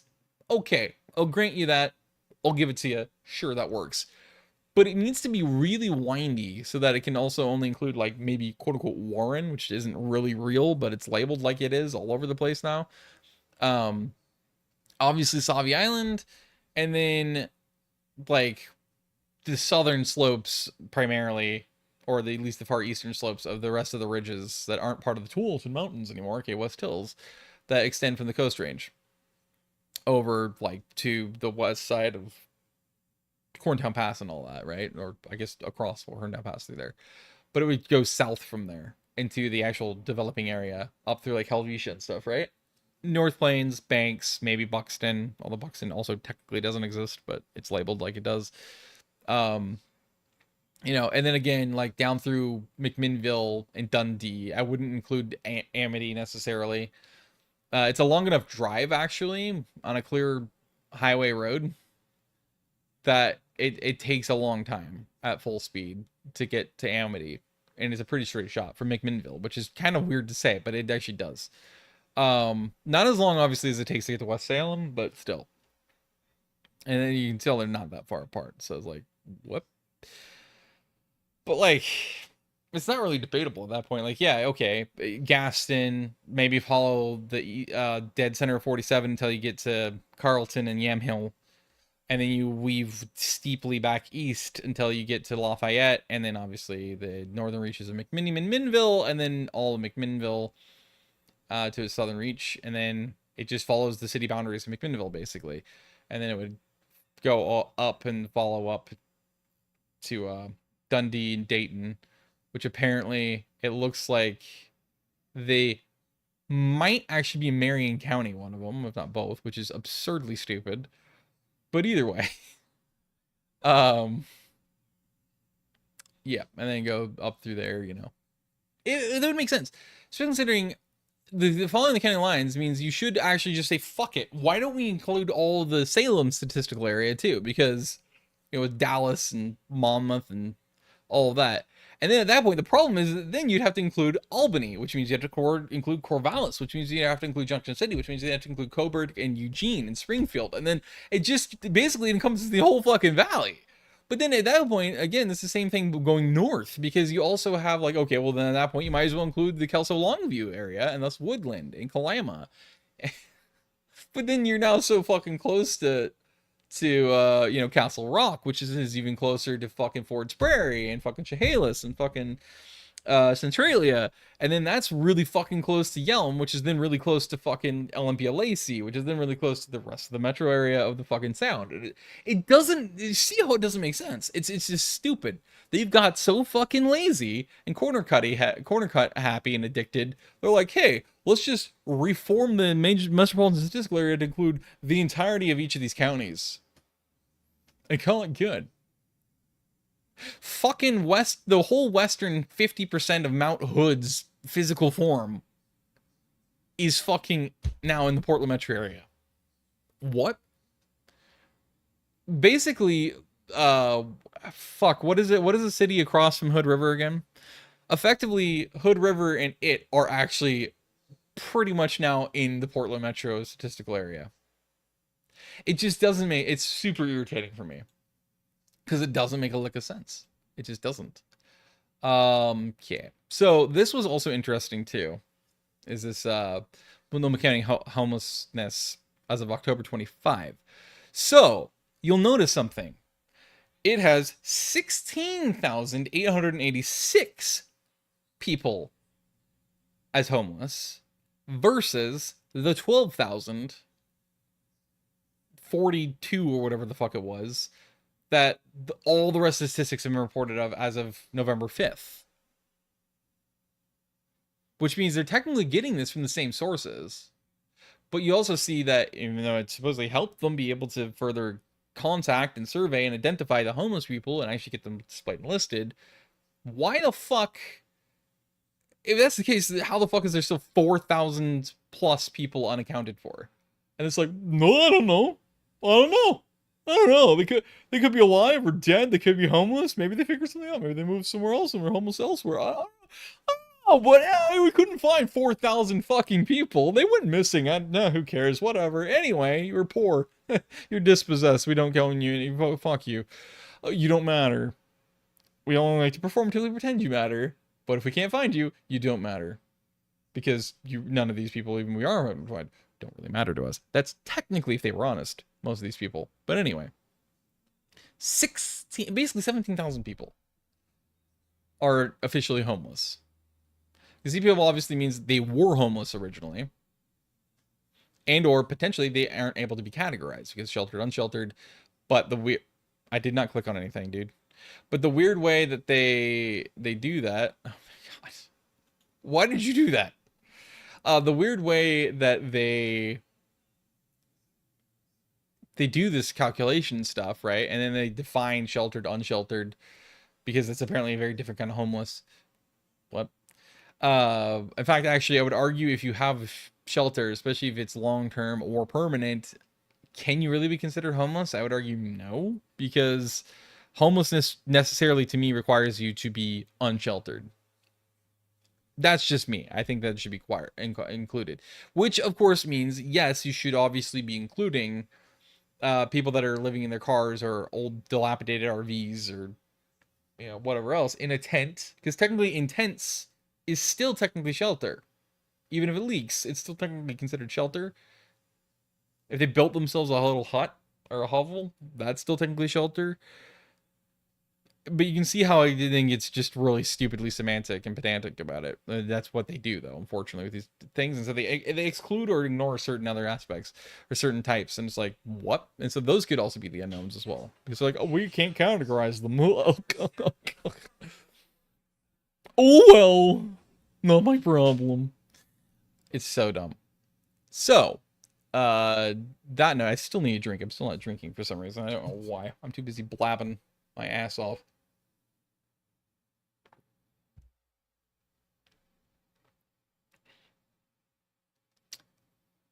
Inflow and outflow. It is the number of people who become homeless over a specific period. Outflow is the number of people banks that are homeless is the same period based on flow and outflow and on people's interactions with homeless services. For example, if someone who has never accessed homeless services before goes to a shelter, they would be included in inflow. So basically, in other words, that's a really shitty and fucking moronic way, a logical way to fucking define and thus count these stats and thus count people as homeless. It really is. It's fucking stupid. So there's way more than 4,000 people unaccounted for then, and unknown if they're actually homeless, because if that's your definition to be counted, holy fucking shit, that's so dumb. That is so moronic. So remember what I said, God knows how long ago now, 20, 15 minutes ago, 10 minutes ago? I guaranteed, I literally said this live. I literally said, I guarantee that instead of 12,000, I think it said literally 18 to 20,000 is what I really felt was the actual number.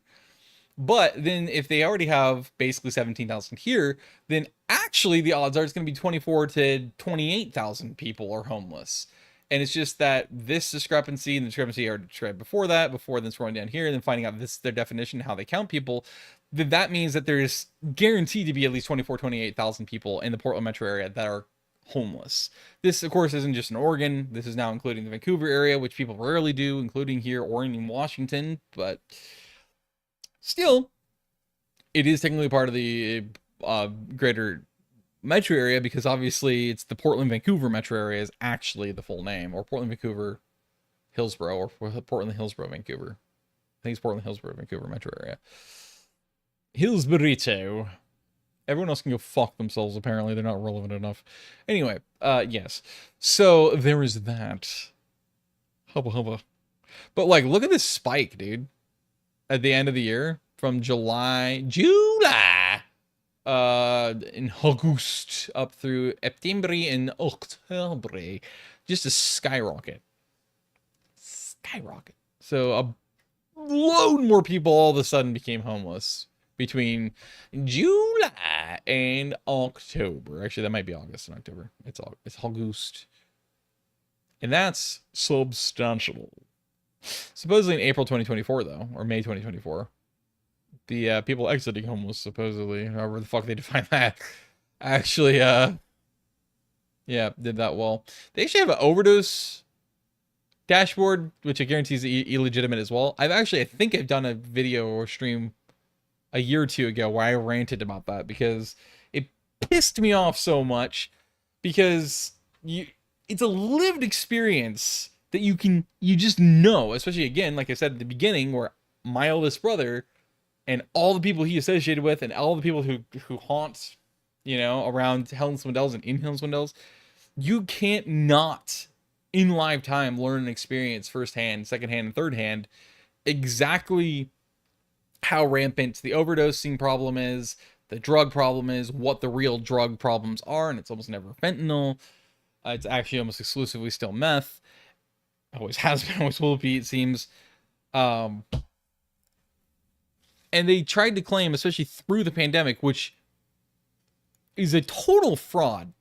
Like, no matter who those statistics came from, it's all entirely fraudulent. It's complete lies. It's fabricated statistics. It's not at all real, because they claim that, the overdoses went down notably during deaths and just general overdoses in general during the pandemic. In other words, hint, hint, wink, wink, they're raving about their progress with decriminalization of drugs, which is only the tiniest aspect of what Measure 110 was supposed to have fucking been.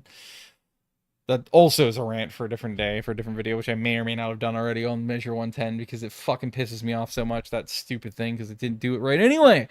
And actually, a lot of the addicts and homeless people in Portland at the time, before it got voted on in favor of, literally said exactly what would happen happened. They were right, because they're the addicts. The sources, they know what that would do, which is you're basically throwing a kid, you're as a punishment to a child, you're saying, here, go into this fucking sweet factory, when, say Washington Square, if you're from the area, had the massive fucking sprawling sweet factory store. Like, you just put them in a giant candy factory or candy store, and you lock them in there as punishment. You say, we're going to leave you here for 3 days. Do better. And then you walk away. What do you expect to fucking happen? They're going to raid and eat everything to the point they'll probably be dead by the 3rd day when you come back to retrieve them. Quite literally, that's what they all said that would happen. Because they know themselves better than anyone can. Go fucking figure. And they knew, because word for word, they said what the decriminalization was actually all about and what they were going to do. And they're like, you're fucking setting us up to have a skyrocketing the amount of addicts and a skyrocketing in overdose deaths. It's going to fucking happen. This is one of the stupidest fucking ideas you could ever do. And the main reason why is all the reasons I was listening to, because it's just basic common sense, is you have to set up the fucking framework and the system and all the facilities and the staff and everything else first. The foundation, the structure, the walls, everything. Make it a full functioning system. And the very last thing you do is then the decriminalization. And they're just like, we're going to decriminalize it. And it's literally all they fucking did.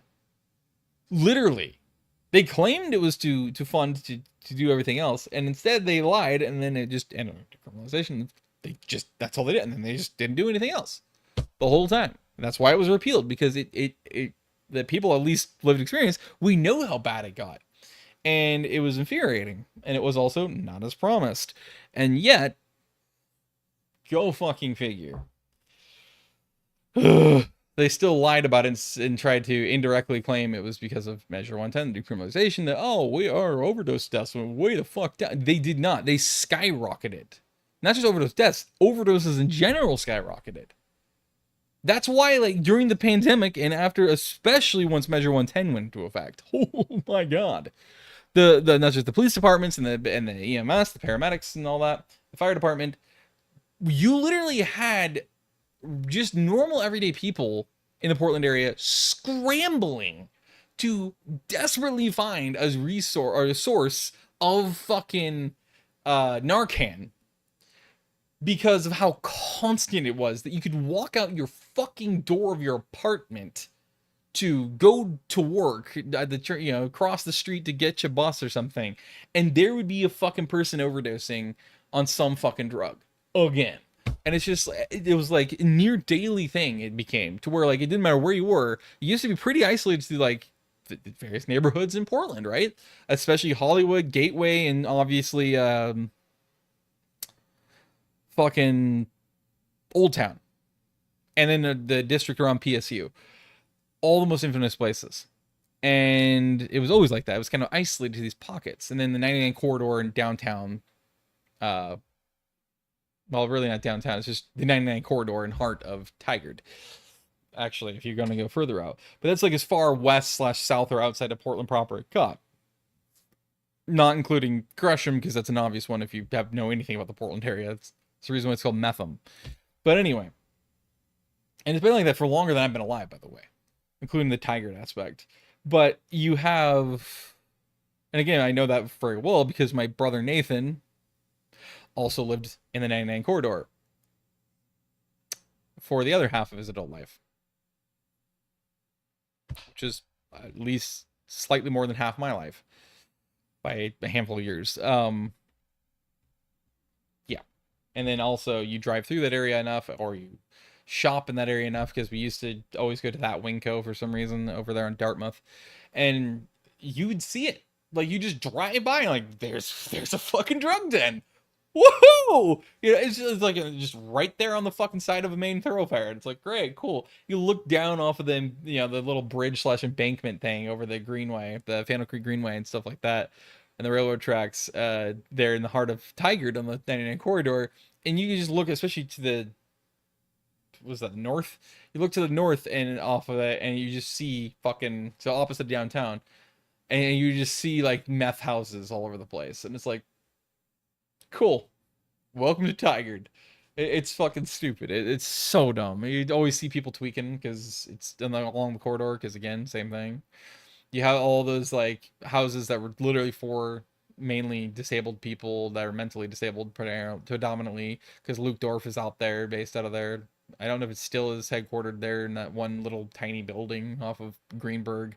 But, you know, you had that, and then right outside of that you had fucking Ty Garden, and then you had Hawthorne Villa off of Faffel, and then you had fucking Gettysburg up kind of near where 99 and I-5 kind of merge up there in the triangle. The north part of the Tiger Triangle. Near that, not quite. It's just, like, I don't remember what street that is. I think it's like 124th or something like that, I want to say, but it can't be because it's a cross street, and those aren't numbered. I think those are the ones that aren't numbered.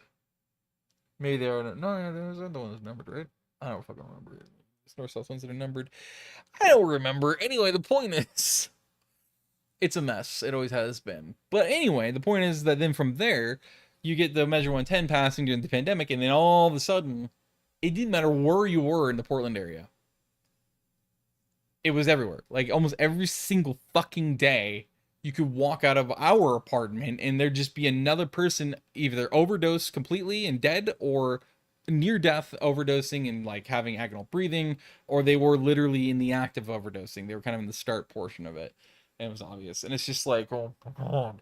To where, like, even my mom wanted to get access to Narcan by default, because obviously, you know, even at that point, the EMS and the police didn't want to come out. They didn't even want to do resuscitation because, like, what the fuck's the point? There's so many of these fucking people on calls. What are we doing? You know, and it's just so infuriating for everyone because it's like, why?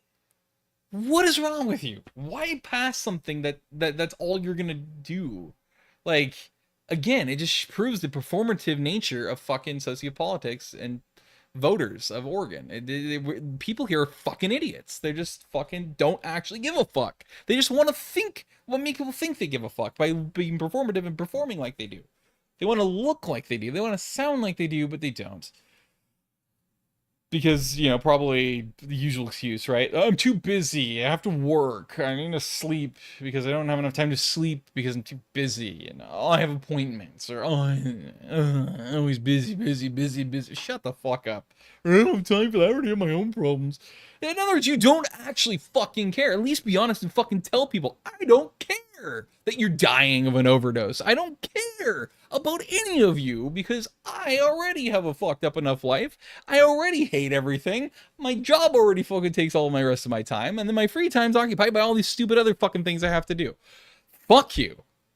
If you die, you die. I don't actually care. Do I want to be seen as somebody who has compassion and cares? Yes. And so I'm going to pretend I do. But you know, deep down, if you're one of those people who I'm pretending to care about, I don't give a fuck about you at all. I would watch you die because I don't have time for this. I just walk past you as you're overdosing because I don't have time for you because I don't actually fucking care. If people would just be honest, that'd be fucking great.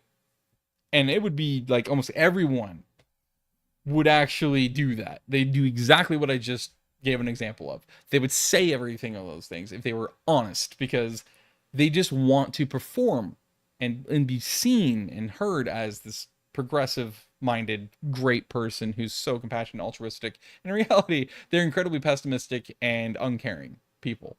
Almost everyone. It's so fucking infuriating and frustrating. But yeah, so the whole thing's frustrating for that reason, you know, and so that's why I mentioned the overdose thing. And again, it's very heavily related and correlated with the homelessness here, as is the mental illnesses. Most people had mental illnesses before they got addicted to drugs while homeless, and then it just spirals out of fucking control. And then, yeah, it's so stupid. Even the statistics get performative, or like, oh, well, let's make us look better than we are. Make your programs look more functional than they really are. When everyone knows by lived experience, it's all a lie. None of it's real. Like, but the drug statistics were infuriatingly false because, like I said, right? Anybody could go out anywhere in the Portland area and near every day if you knew what overdoses looked like and you knew what drugs or people tripping looks like on different drugs and the different types of drugs and different types of tripping that they have when they're, you know, high on certain, you know, different types of highs, what they look like, how they present. You'd be able to figure it out pretty fucking quick. Who's actually having a mental episode versus who's actually fucking losing their mind because they're fucking high. I was higher than a fucking gourd on steroids or something. I don't know. That doesn't make sense. Anyway, the point is they're beyond the stratosphere. And they may have reached the point of no return, which if that's the case, they literally, in other words, they're going to die. Like there's nothing you can do about that. Also, something that's really bad about the meth thing is that meth, unlike fentanyl, you can't use Narcan on meth addicts. If somebody overdoses themselves on meth, they're pretty much fucked. And anyone who wants to help them is fucked because there's no way to treat a meth addiction. And there's no way, especially, to treat and help somebody prevent and or recover from an overdose of methamphetamine. There is zero cure. There's zero aid you can render. So what they do is they do palliative care, aka the comfort care. They basically comfort you as you literally slowly die of an overdose because they literally cannot do anything to save you. That's what's arguably the worst thing about meth is that aspect. Besides the fact that if you ask most meth addicts, especially while they're high, they or you know when they're defensive about their addict and their drug of choice and methamphetamine, almost always they'll get so angry when you tell them that they were angry people and that some of the most vindictive, spiteful, manipulative pieces of shit, angry, livid pieces, vindictive and manipulative, especially pieces of shit, demented when they're fucking high on meth. They get so mad about it because they insist that they're the happiest people in the world when they're on meth.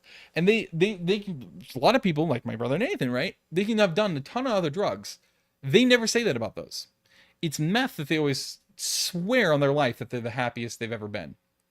And they're such nice, happy, loving people when they're on high on meth. Like they're always like, yeah, I'm so happy when I'm on meth. What are you talking about? What are you talking about? And everyone around them, so you know they live with that high, like my family has had to.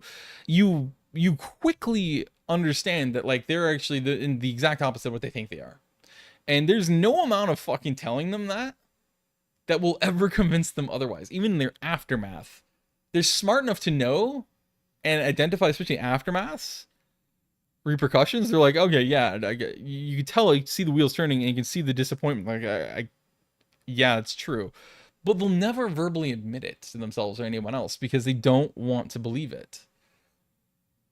And I guess who would want to believe that about themselves, right? But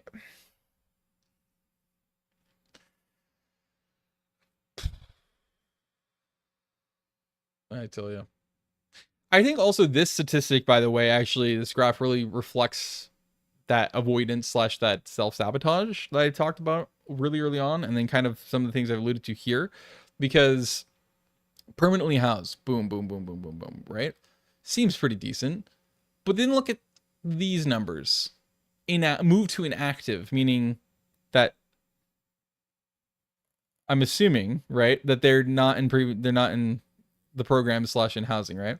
Were previously on our by name list of people experiencing homelessness, but they haven't used services recently, so they're considered inactive. See, that's exactly it, right? They most likely people removed from the list for other reasons. So yeah, effectively, that's probably the majority of it. Also, this is a fun one. Just throw this out there to anybody who's progressive in the Northwest, and they'll lose their fucking minds.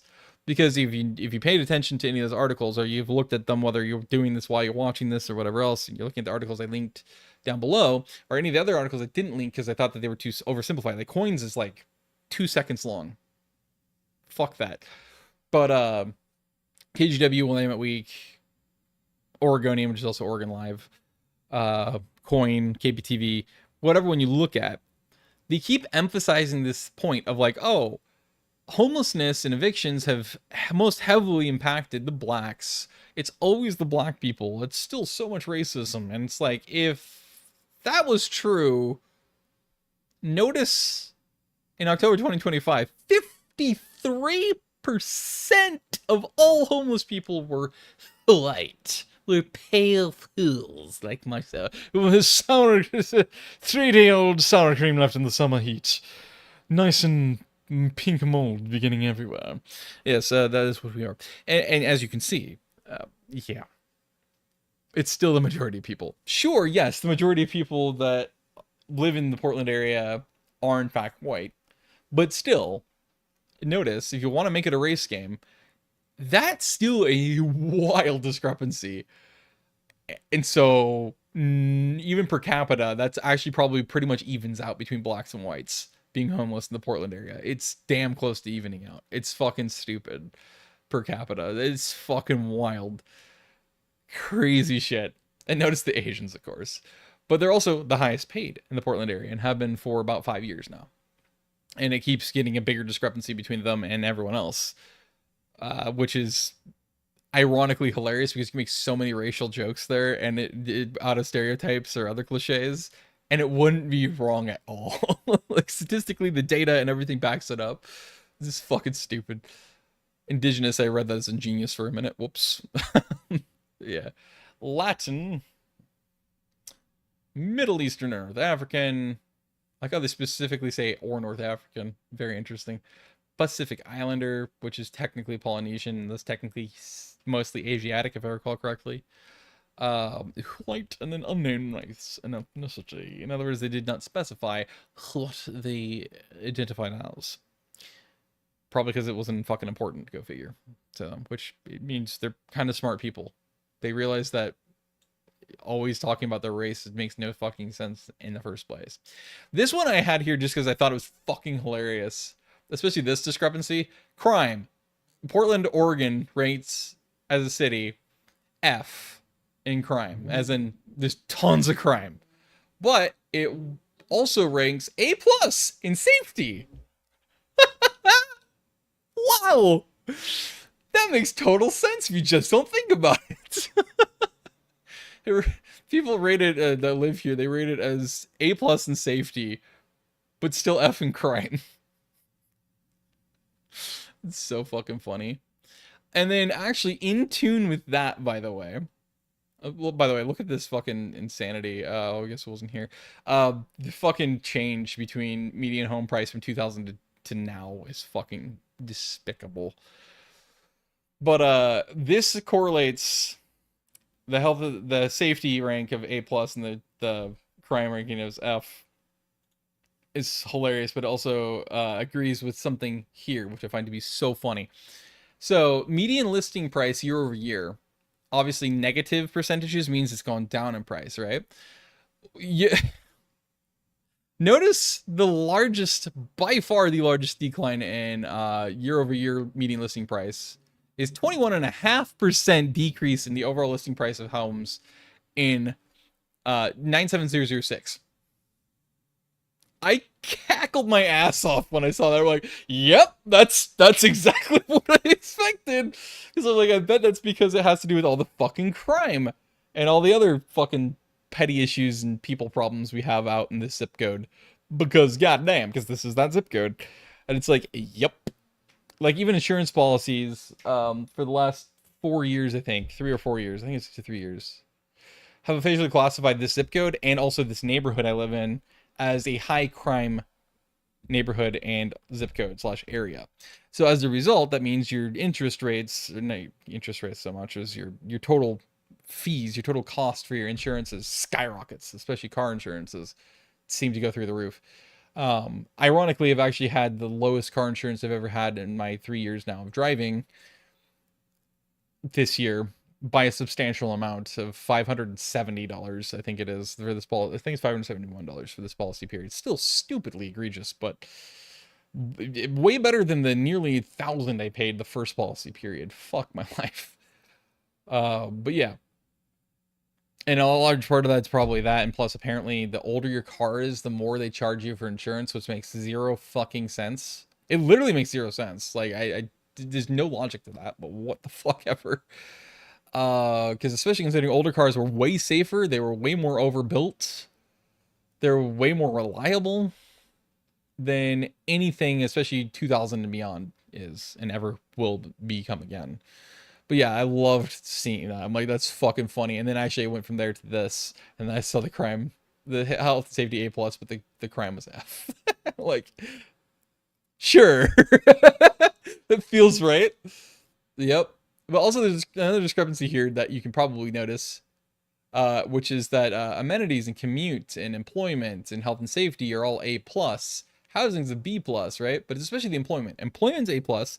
Health and safety is A plus. Your housing's actually pretty damn good. Your commute's considered A plus. Your fucking amenities are considered A plus.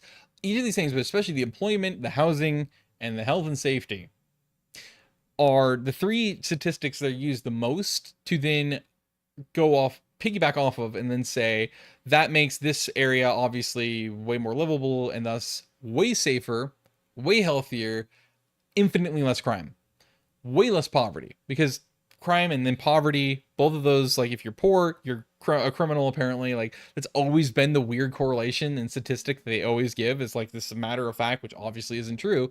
Especially if this is true and legit, then that's a massive contradiction, because your crime's F, but your employment and your quality of life is an AA plus. This doesn't work at all. It just, I'm sorry, it doesn't. That proves that one of those is obviously wrong and false, or I guess the whole thing is false and complete fiction. It's a fabrication. Like it might be easy as fuck to make that claim, but it's just obviously pure fiction. So yeah, was it here? No, it was not. There's somewhere else I read that you have to make, if somebody made, I think it was like $103,000 a year median household income in the Portland area, You could pay, wait for it, 93% of your monthly mortgage rate each month. You couldn't even pay all of it. Couldn't pay all of it at $103,000 a year. Fuck my life. That makes no sense. This one I kept because even though they apparently make you fucking pay them, which is infuriatingly stupid, especially for what this company and this program fucking does. And in fact, it's a non-fucking profit. This way you have all your donations. Donation. It's a non-profit. They shouldn't be legally able to charge for this shit, especially when it's about housing. It's just, it's despicable. It's disgusting. I get like, oh, it helps fund them even more. Sure, I guess. But then again, how many fucking people are really fucking buying it? Very few, I bet. So this is really fucking stupid. But they've built a bunch of different things here on the west side recently that are their properties that they own and manage, that they had constructed alongside Metro and that whole special fund for special circumstances, special living conditions, people disabled or whatever else. One down the railroad tracks, actually, the Max tracks. And yeah, so I can't access it. And what's really annoying about that is that this is the perfect one to be able to access and look at, because they'll probably exactly have everything I wanted and needed to be able to show that specific kind of housing that's built around this kind of thing. And unfortunately, we're kind of fucked in that department because I'm not paying them a penny. But they still have a few useful things here. Besides, obviously, my mom listening to something in full volume on her phone while I'm live streaming. So I'll try to ignore that if we can. Anyway, the fall 2024 report shows the Portland metro area vacancy rate down 168 basis points to 4.49%. Portland area rents continue to remain relatively flat, 2.4 per square foot, or $2.04 per square foot, whereas compared to Springs, $2.06. However, in fall 2023, it's the same time, in other words, it was also $2.04. The useful thing was the data report covers 570 properties, bringing over 38,000 rental units, which has gone way up this year because of how many of their properties they've officially built out and opened this year and will continue to open through next year. 38,000 is a lot of living units. It's crazy, housing units. This marks a 12% decrease, however, in the number of properties and a 20% decrease in the number of units compared to spring 2024 reports for the same year. I like how they won't list what the contributions were, but they're like several things contributed to the significant drop. And yeah, they should rise back up again this year for sure. I wouldn't be surprised if 2025 is going to have a notable increase, probably upwards of at least another, I'd say probably closer to 50,000 at least.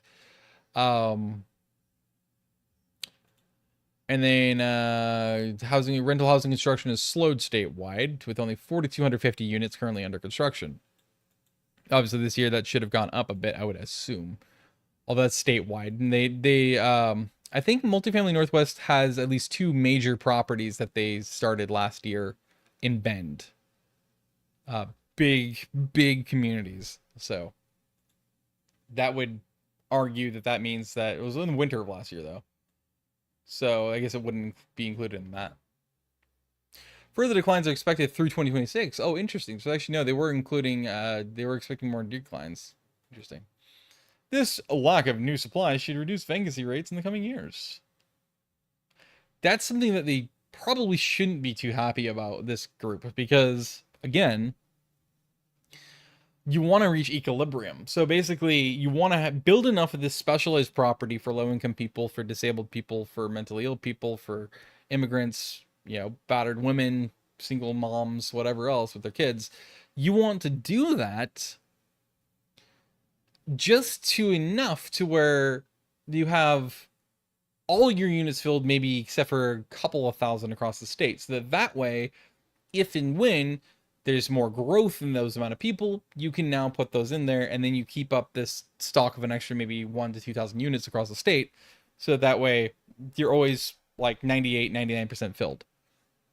That's what you want, because that means, especially if you can get that equilibrium, and that includes in, say, the people that are entering this housing of yours that's specialized, it's the programs and stuff are functioning exactly as intended, and that they're actually genuinely finally making an impact and helping, so that way it actually works.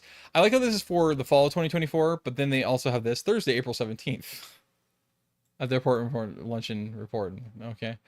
Yeah. The President Operation costs and overview Portland's new governance model and its ranked choice voting. Status of multifamily insurance market and Multnomah County Commission District 2 candidate Sam Adams. Get me a gay mayor. Laid out his vision for the county. Panelists' presentations are linked below. Robert Black. I've seen his name a lot.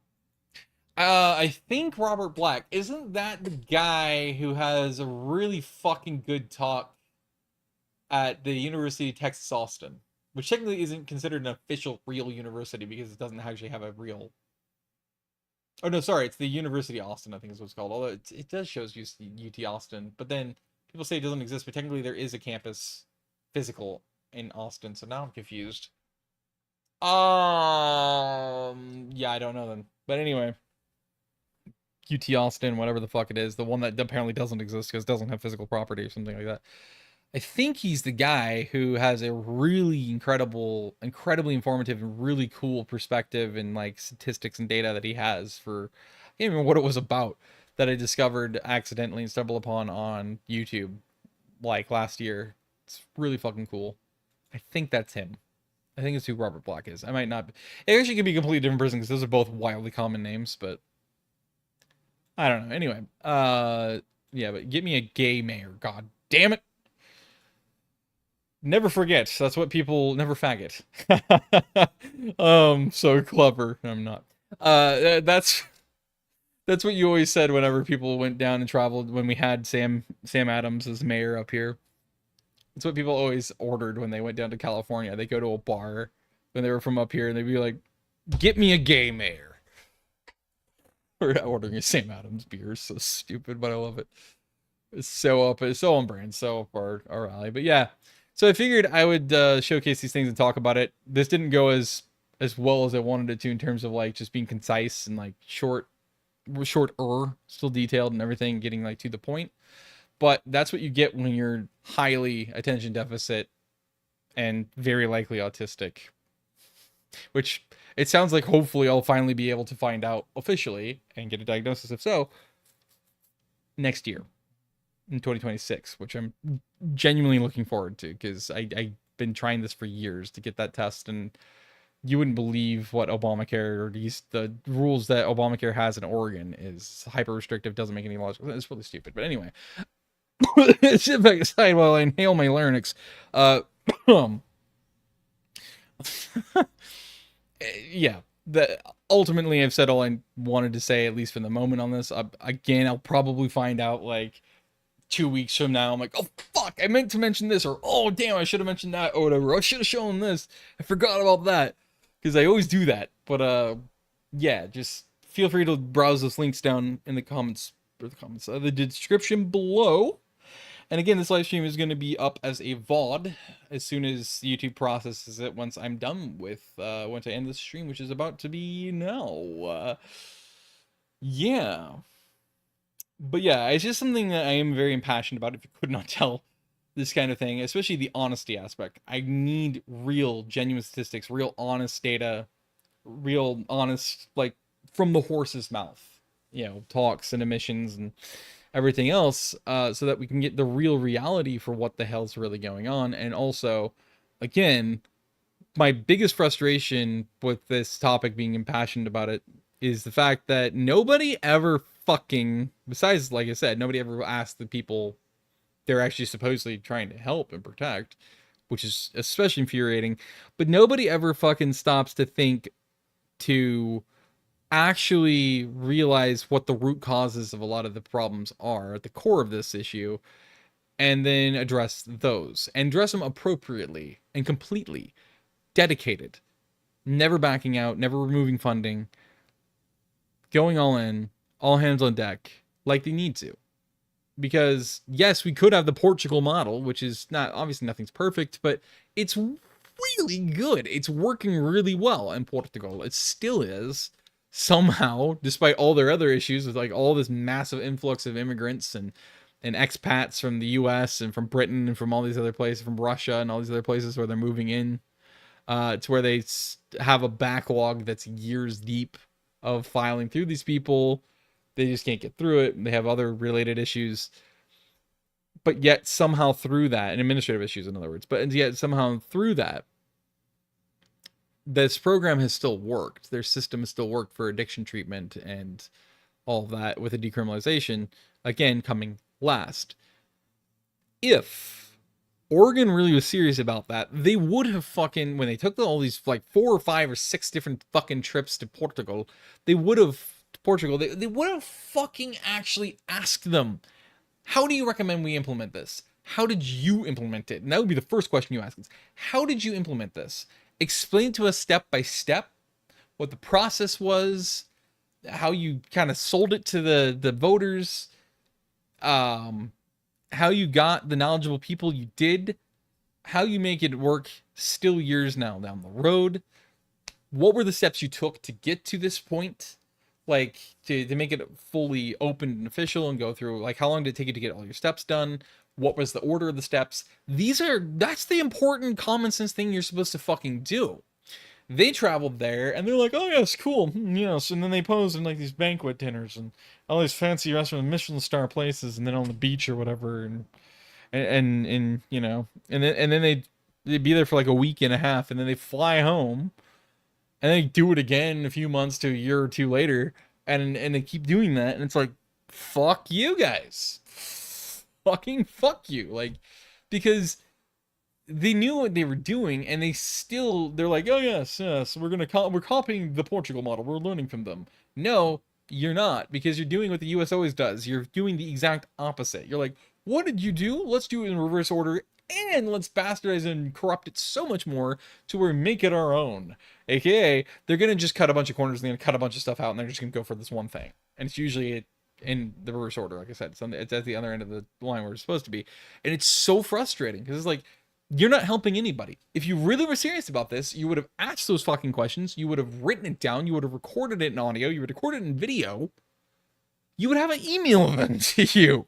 Like, you have them make a presentation and give it to you via some sort of a video or meeting platform or something, so that way you can actually have every last record of how they did it and how they made it work and how they continue to make it work and make it even better. And then that's what you would do, is you'd copy the step-by-step process. You don't just say, well, okay, yeah, there's all that, but you don't need that. Let's just decriminalize hard drugs, eh? Okay, cool. Let's do that. Even though we're going to promise the people and the voters that we need nearly $200 million for funding for this, because we're actually going to do the prospective research period onto how we start the first step, the actual first step, and trying to set up the foundations. And then we're just going to take that money, nobody's going to know where it's going to go, because we're just going to decriminalize. And then pretend nothing happened, have fun. Isn't it great? Welcome to Oregon. Especially Oregon voters, because once again, that's all they do. They just performatively dogpile on a certain thing. If it makes them look good, if it makes them feel good about themselves, if it increases their positive perception as an altruistic being, they'll jump on it. They'll dogpile on it, and they'll insist it's the best thing in the world. But God forbid, the moment that you question anything about it, or you ask them questions, and you ask them, did you do your research? Did you ask the people you're in question that you're supposedly gonna try to help, this helps you think? Did you ask them if they want this? Did you ask them if it makes sense? Did you ask them what they actually need, or what their actual thoughts are, or feelings, or no, you didn't fucking do that at all, because you never do, because you don't fucking care at all. You never have, and you never fucking will, because all it matters is at least you sound and look like an altruistic being that cares so much. And that's all that matters. Including because it's not just selling to the outside world and everyone around you. No, you're trying to sell yourself on that too. That lie that is a lie, but you're just committed to it. way too much. Welcome to being an Oregonian, a Californian, or a Washingtonian 101. It's so frustrating. Or a college-age person, aka my age group. The majority of them, especially if they're female. For some reason, that cliche is literal factual reality. And I hate it. But I digress. So yeah, it's an important topic, and I wanted to talk about it. Nobody's gonna fucking watch this, and nobody's gonna watch, especially all of it. Nobody's gonna listen through it. And I don't blame you, because it's if you did try to commit to it, you're gonna be like, what the fuck? What? He's derailing. Like, what does this have to do with this? You'll find out eventually. You keep listening, but then will you be able to remember? No, probably not. And that's a problem, because welcome to me functioning as I do. I wish I could shut up, and I don't. Anyway, I'm actually ending it here. So, thank you so much for people who do watch, and if you listened and watched this whole thing, whether you kind of segmented it up or not, why? What is wrong with you? Get some mental help. Good God. I do appreciate it, but seriously, at the same time, there is that part of me that's like, what is wrong with you people? Because I am the way I am, and I have to live with myself. This is me every day. So, like, God, I can't imagine how much more insufferable it must be for everyone else. But I genuinely try. And look at where it's got me 2 hours later. God, disjointed. Unfortunate. I genuinely try, though. It is once in, like, every probably 100 to 150 videos I do. Maybe a little more, actually. That I'm actually find myself able to just stay on track, be concise, summarized, get it done in like 20 minutes, 15 minutes. It's weird how it only happens on like almost a patterned interval. My brain is my brain. I don't know why it is the way it is. I don't know why I am the way I am, but I am what I am. That I am. I think. Although I've only been told that I am me, myself, and I. But am I really? See, that's the question, because nobody's asked that themselves before, have they? What if we don't actually exist? We're just told we exist. See, the important questions. And now I'm going to shut up. Okay. I'm now having too much fun with that. Anyway, my throat is now very angry again, so I'm going to shut the fuck up. Happy New Year! Yay! And I'm going to go get hit by a bus.